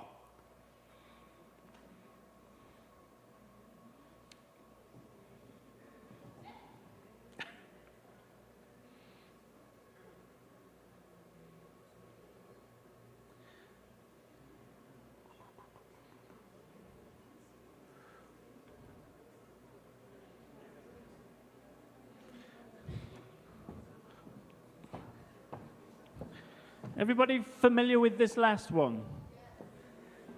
Very trendy. I had to look this up. I didn't know what a walkthrough was. But my students told me it's when you're watching somebody explain a video game in YouTube. But this is a nice activity just to get students talking about YouTube, what they like, and you're finding out what their interests are. The amazing one for me is the unboxing video. Have you ever watched people? It's like the most popular thing on YouTube, watching people open boxes with stuff in it. It's amazing. How-to guides I really like for getting students to watch and then create their own how-to guides. It's wonderful. They can create their own videos and create how-to guides. Good for sequencing language, the language of instruction. It's got all sorts of potential. So this is a nice ranking activity that you can give students, and they can talk about what they really like watching. It's a good way to sort of find it. It's like a needs analysis.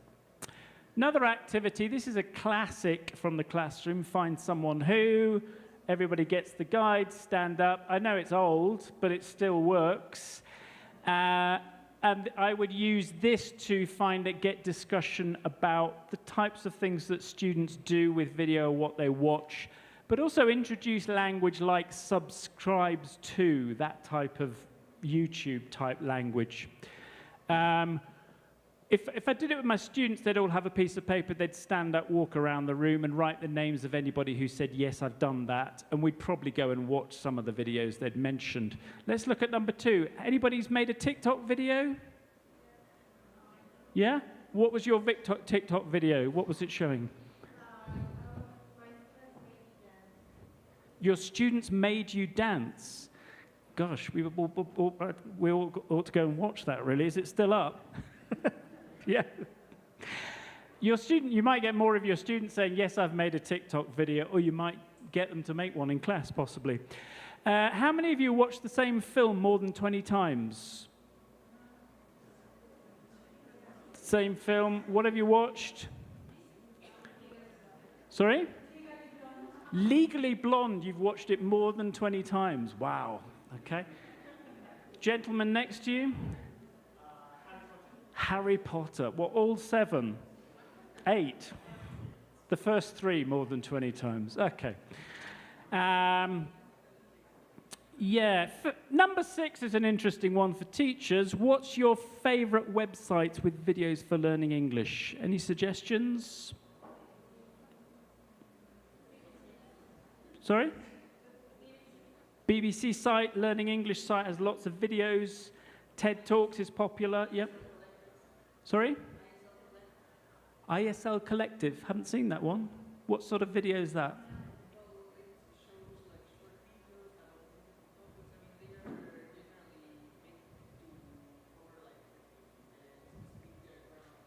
Okay. Good stuff, yeah. Okay. I mean, share the names of these resources. There's loads of good ones out there to find out. But you can also use this question with your students and make them aware of other sites that they might go to as well. So it's a nice kind of activity to bring in the theme. Now, earlier I mentioned to you about my materials radar. As a materials writer, I lead a very sad life where even at weekends, when I'm watching something or reading something, I'm thinking, can I put that in a course book?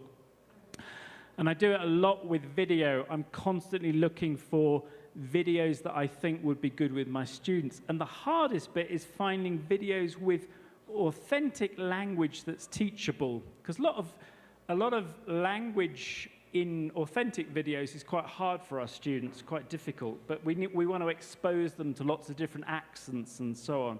So whenever I see a video where it's got some repeated language feature, I really want to use it with students. So I want you all to put your materials radars on your head.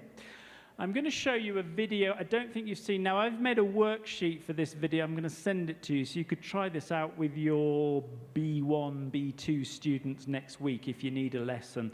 But I kind of like this video. Can you watch it? And then I'm going to ask you, what's the language feature that you would use it to teach? Okay?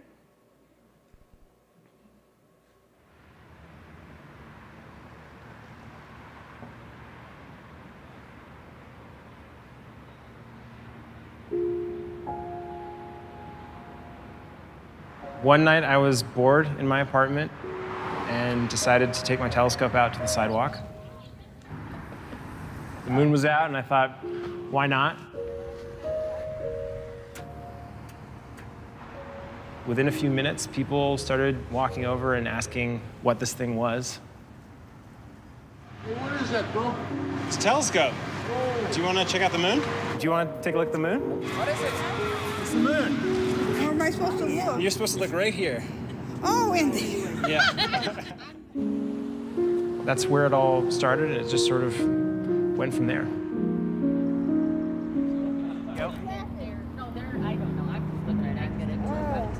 Oh my gosh! Whoa, that is. Oh, Tommy, check this out! Oh, man. Oh, man. Is that awesome? Yeah, that is pretty awesome. No way. No way. No way. That's the moon? No way. Yeah, way. No. Well, you can see the craters. Yeah.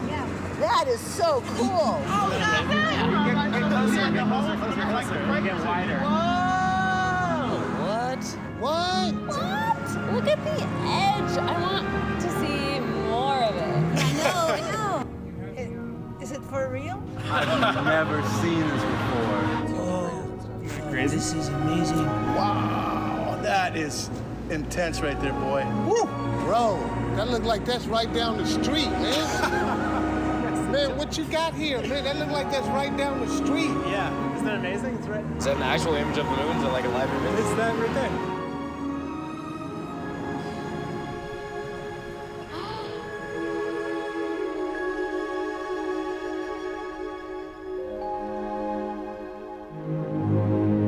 To be able to see it up close and feel like you could almost reach out and touch it, and that's what makes it real to us. That is incredible. I kind of felt like I just landed on the moon. It makes you realize that we are all on a small little planet, and we all have the same reaction to the universe we live in. Wow.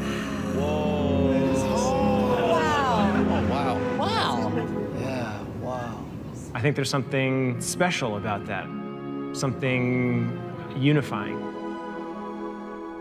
It's a great reminder that we should look up more often.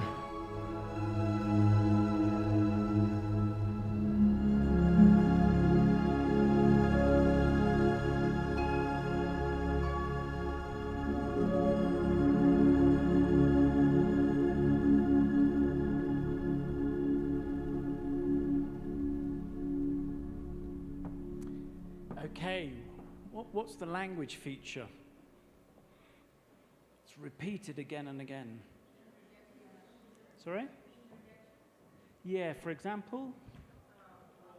Whoa, yeah. There's lots of expressing surprise throughout the whole thing. And it's the first thing when I watched it, it's those expressions of surprise, but it also this beautiful demonstration of pronunciation. The rise-fall of the intonation is perfect. I could never write a piece of classroom material like that. It was so kind of perfect. And I created a worksheet. I'll give you the worksheet to use. You can try it with higher level students.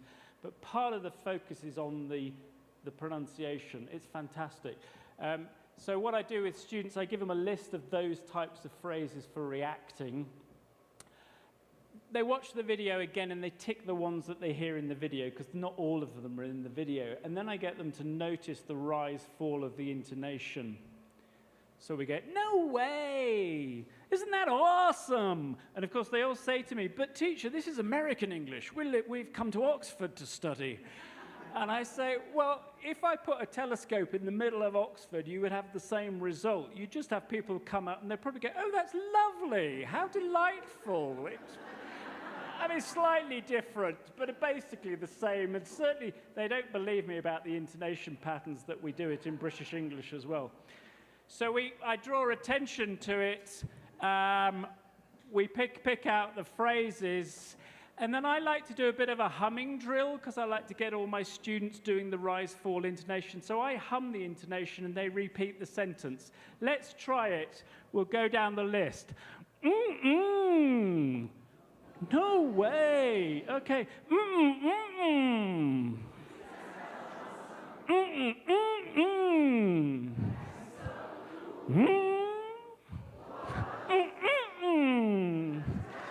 Mm-mm-mm-mm. Mm-mm.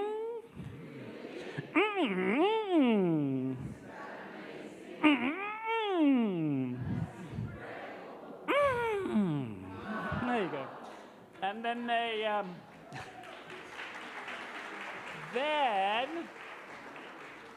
they have to write down 3 pieces of surprising news. One piece of news is true, the other 2 are false. They get into pairs, they give the news, they react with the phrases, and they guess which news is true or false. It's a simple activity with the video. The worksheet also does more than that. But when you come across videos like that, you just think, oh, this is just fantastic. And there's, 1 or 2 more we've been able to use. I actually use that in a book called World Link, but it is on YouTube. The guy does lots of science-type videos. He does other types of videos and explains the universe. He's a fascinating filmmaker, really interesting, worth watching his stuff. Okay, let's move on quickly. In life, I'm going to talk a little bit about our treatment of video in life. Quite a lot of the time, the videos that we use on those video pages at the end of the unit, they're longer videos, so I wouldn't necessarily start the lesson with them. We tend to take what I call a before, while, after approach. And if you're familiar with the materials, you'll know that we actually mark it. So with longer videos, we tend to have activities for the students to do before they watch. And it's usually helping them with key vocabulary in the video or finding out what they know about the topic. The sort of things you'd expect. In the while you watch, they're probably going to watch at least twice and maybe 3 times, and parts of it possibly. It depends on the length of the video, but that's kind of the rationale. And usually in the while they watch, they're usually watching and they're focusing on the visuals, and then they're watching and they're focusing on language. So earlier I said focus on the visual first and the language. Well, that's when you look at our books, you'll see that happening in the while you watch sections. Typically it's broken down into those 2 steps. Depends on the video. And then after you watch, there's some more sort of productive stage. So typically on my desk, I have checklists of things to help me with ideas. This would be a typical, the type of activity list I might have. So if I'm preparing materials, I think, okay, we could do prediction activity. They could look at a picture from the video, or they could predict what it's going to be about. I mean, these are all things you'll be doing. If it was a TED talk, they might discuss the topic a little bit. What do they know about it? Leading questions, and this in particular with authentic video, you have to pre-teach certain vocabulary so it doesn't get in the way of their general understanding. While watching, you'll often see comprehension questions, or if it's focusing on the visual, they're ticking the actions that they see. So did you see a man running, a woman walking a dog, it raining, that type of tick thing. Take notes. I use a lot with, say, TED Talks, because they're quite hard to do very focused comprehension questions. There's a lot to process. So I tend to teach note-taking with more videos with lots of text, or there's a presentation. You can fill in the blanks, but actually my students like this.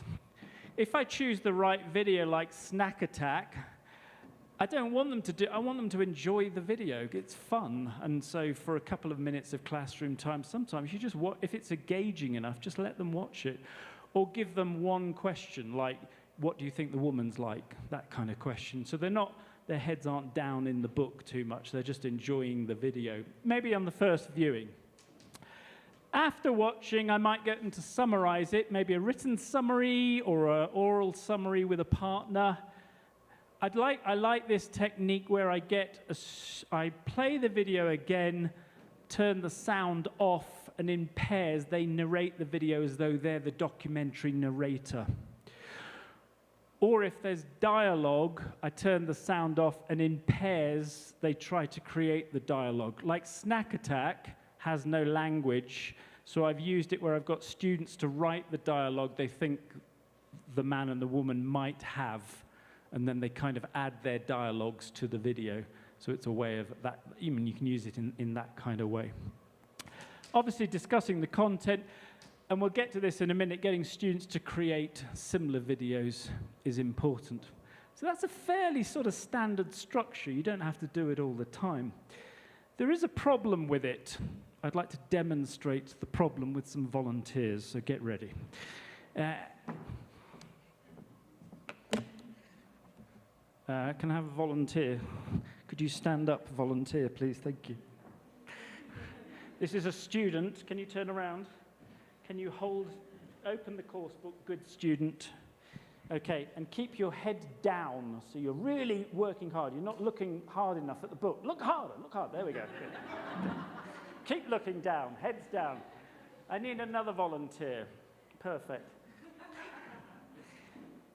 This is my heads-up student. Heads-up student. Now, in a normal lesson, when I write materials, I can visualize the lesson, and I have heads-down activities, heads-up activities. Yeah. If I've got my good, studious, heads-down student, he's answering questions, doing gap fills, stuff in the book.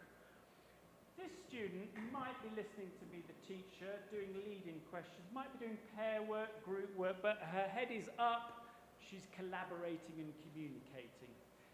And it's a nice analytical tool on your lesson plan to go through your exercise types. You're still on the same page. Stay on the same page. You can go through the exercise types in the lesson and mark when an exercise is a heads-down exercise and when it's going to be a heads-up exercise. And it's a useful tool because if you've got 3 or 4 heads-down exercises in a row, it's time you got some heads-up activity going on. Yeah? Equally, if you've got lots of heads-up activity, students need a break and they want to use the book and do some exercises in the book. Okay? It's weird being a materials writer because I'm writing exercises that are in the book, but I'm also trying to design exercises that get students' heads out of the book, so it's a sort of weird balance. With video lessons, there's a problem with the heads-up student, nothing personal, but heads-up student in a video lesson, imagine our screen is over there where the projector is, yeah? You're looking heads-up student, yeah. Heads down, you're still looking down? Good. What I've got is this very static, I'm showing a video, she's got her heads up, and there's no collaboration, there's no communication. She's essentially doing the same as him, she's just focused on something, and he's still got his heads down.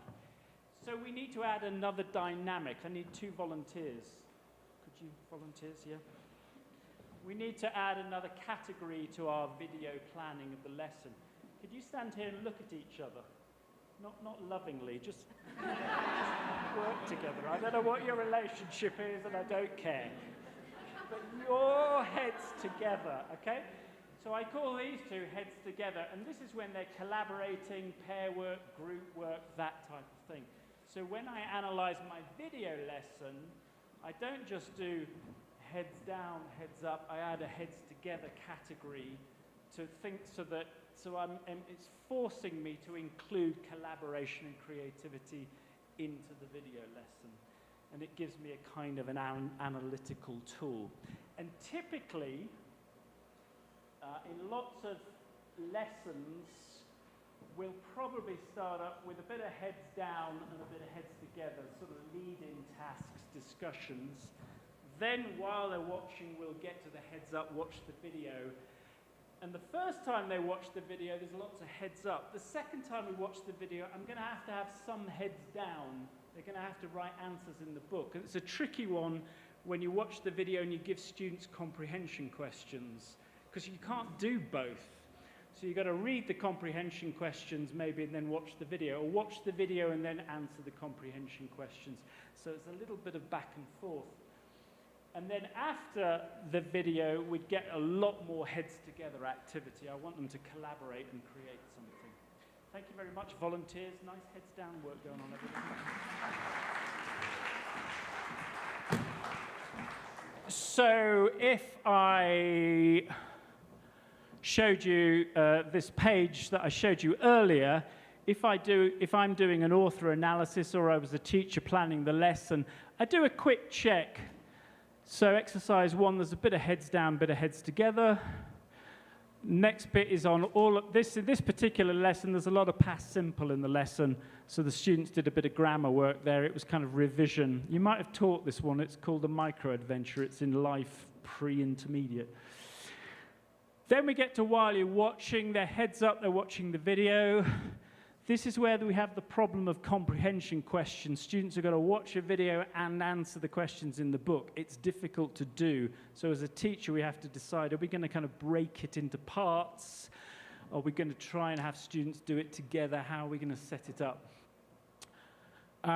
There's a bit of heads-up work in here because they do some vocabulary work. But then we get on to much more interactive. We start getting to heads together. And by this stage, 7 and 8, it's all heads together collaboration, and they actually start thinking about creating a video, okay? I don't do it analytically like this every time I write it, but mentally in my head, I'm just checking through and thinking, have I got that kind of balance? Because actually, if you only have heads down and heads up, video lessons just become death by video. They're just boring. Whereas if you've got some heads together in there, it adds that collaborative side to it. And students are waiting to get the chance to make their own video. Okay. We're nearly finished. We're just getting to 9 and 10. Now, you might expect the next thing I'm going to talk about is students make a video. Before they do that, build in some planning time, because what happens sometimes, if you say to students, now make me a video, they go off, they have arguments in their first language about what technology they're going to use. There's always the geek who wants to make it super fancy, and everybody sits around and watches the geek do the editing and stuff. He's nodding wildly there. Are you the geek or the person that watches the thing? Doesn't matter. I'll come back to you later. We'll talk about it in the break. But you want to build in planning time, because actually it's a really productive opportunity to use lots of English. And if you put students into groups to make videos, you can get students to decide who's going to be the actors, who's going to be the director, who's going to do the editing, that type of stuff. You know, pull on the strengths of students. But I always set aside classroom time for planning and discussion, and I often use this template. And I really recommend it if you're going to get students to make videos. It's like a one-page pro forma. This one's designed for a 2-minute video. And you get your time. I usually do about 20-second blocks or 10-second blocks. And in their groups, they discuss what's going to be in the video. And one person in the group is the secretary and has to fill this in. So by the end of the group discussion, I need to know what the video will show or what you'll see. And this might be drawings, or it might be just words and notes. And then in this column, if they're going to have a narrator, I want to know what the narrator's going to say, or if it's actors, I might script it as well. But by setting classroom time aside for this, it's great practice for fluency, it's great practice for the language of meetings, collaborating. And as a teacher, you can really monitor that they're doing something productive, because you can walk up and say, can I see the sheet? What's on it? I mean, you can teach students how to write screenplays, but I think note-taking like this is just more effective for those planning stages. So I would think about including it in your lessons before they go off and make the videos. And usually I ask my students to make the videos outside of class for homework, but it depends on your context and whether they can do that or not. So that's just a tip there. And then, of course, they get to create the video. The videos could vary. They could be a TikTok video.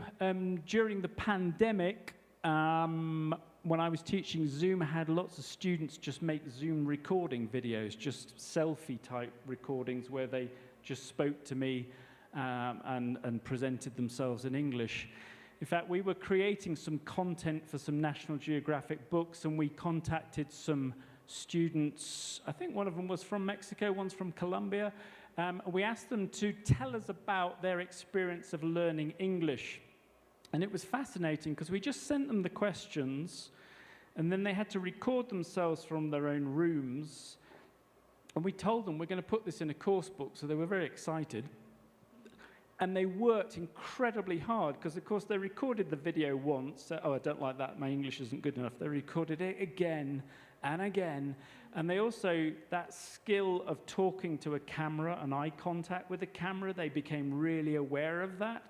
So you end up getting nice, I mean, this is quite low-level material. This is just some students talking I have English. 4 classes per week, and I study with another student. I have 4 classes per week for 5 hours each class. I'm learning English because I need it for my major. I want to get a degree in the US that is to be a mental health counselor. English is important for me because I will... You get the idea, but they're really working as a teacher. Obviously, you can give them feedback on their delivery, but that's that thing of producing video just really makes students self-assess their own performance and work so much harder. You can go more creative than this, and you'll find that you've got students who love making their own films and making video. I'm involved in a competition. This is run by a colleague in Poland. And every year she runs this competition where students around the world make a 2-minute video called A Day in the Life of. We haven't had many Mexican entrants yet, so it'd be really fun if you wanted to take part this year. Basically, students get together. I don't think she's launched the 2023 yet, so we can still do it this year. They make quite a simple, the concept is simple. They have to tell the story about being a student in their country. So it's quite cultural, sort of intercultural. Students can win prizes, but the best bit is they all get to see each other's video and learn about other students in other parts of the world. The other interesting thing is, we sometimes think if students have elementary level English, other things in their life are elementary. And the nice thing about video is you suddenly discover the real filmmakers, and that their level of English might be low, but their filmmaking skills are amazing. Here's a Romanian student. Listen to the level of her English and then watch the quality of the filmmaking. She entered the competition.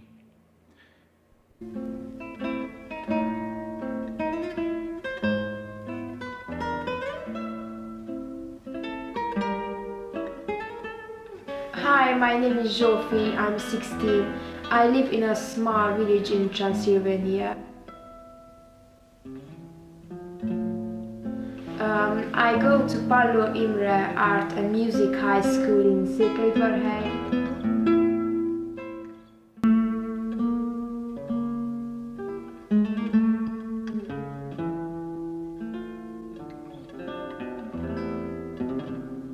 Town in the center of Transylvania near the Harghita Mountains. I am studying architecture and fine arts.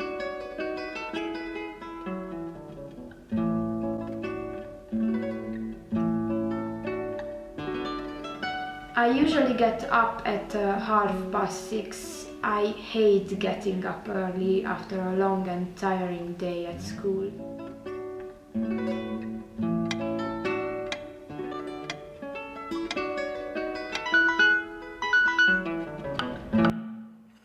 So as you can see, I mean, I contacted the student because I couldn't believe she'd got dressed. the editing was so precise. Well, of course, she's working at a high school. They actually had a film department, which was the trick, and she got other students to help her actually make the film stuff, so you get these amazing shots. It's Hungarian, but they're in the Hungarian-speaking part of Romania. So that's just a kind of an example of some of the stuff we get here. Sometimes we get humorous type videos, sometimes we get very straightforward videos. We've had videos from students in the Philippines, we had some from Nigeria, and it's a real sort of cross-cultural experience, and of course students are really working hard to use English in the video. So have a think about it. You don't necessarily do this, but you could set up a competition within Anglo itself, potentially, in terms of video making and stuff. Something incredibly motivating for students, I think. So there are my 10 tips for making video jump off the screen. Making your own as a teacher, short videos for engagement. Think about pausing and breaking the video down. Use your materials radar to find authentic text in videos. Think about before, while, and after, and the heads up and heads down together when you're lesson planning. And then obviously move it on so the students actually create their own videos. And the key thing is that students get to show their videos and share them. If you want, when you get the slides, there's a whole load of references, like the videos I showed today are on YouTube, the link's there. But to be honest, if you just put into YouTube, Snack Attack, New View of the Moon, you'll find the videos there. There's some reading on the course books. My contact details there and YouTube channel are on there. I'll also enclose 2 worksheets that go with, I didn't use one of the worksheets today, but the New View of the Moon worksheet is good for B1, B2, and it has the pronunciation exercise in it, so you could try it out. If you need any more content, you probably don't, I don't know. So thanks very much for listening and for watching.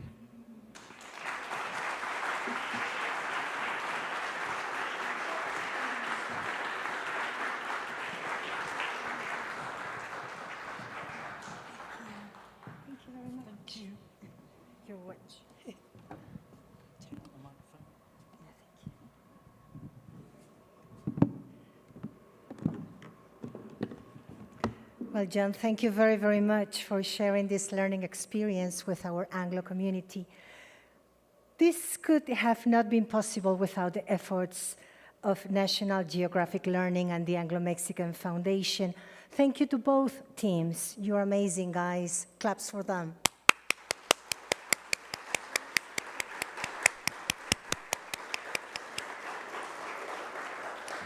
Before closing, I have an announcement. There are some beautiful presents for all of you in the entrance. Please do not forget, yes, to go and pick them up before leaving. Well, the journey does not end here. The challenges we face today are vastly different from those of 80 years ago. As we move forward, let us embrace innovation, collaboration, and compassion. Let us continue to be the catalyst for change, the driving force that transforms lives and builds a brighter future for all. In the spirit of unity and shared purpose, let us recommit ourselves to the principles upon which the Anglo-Mexican Foundation was built.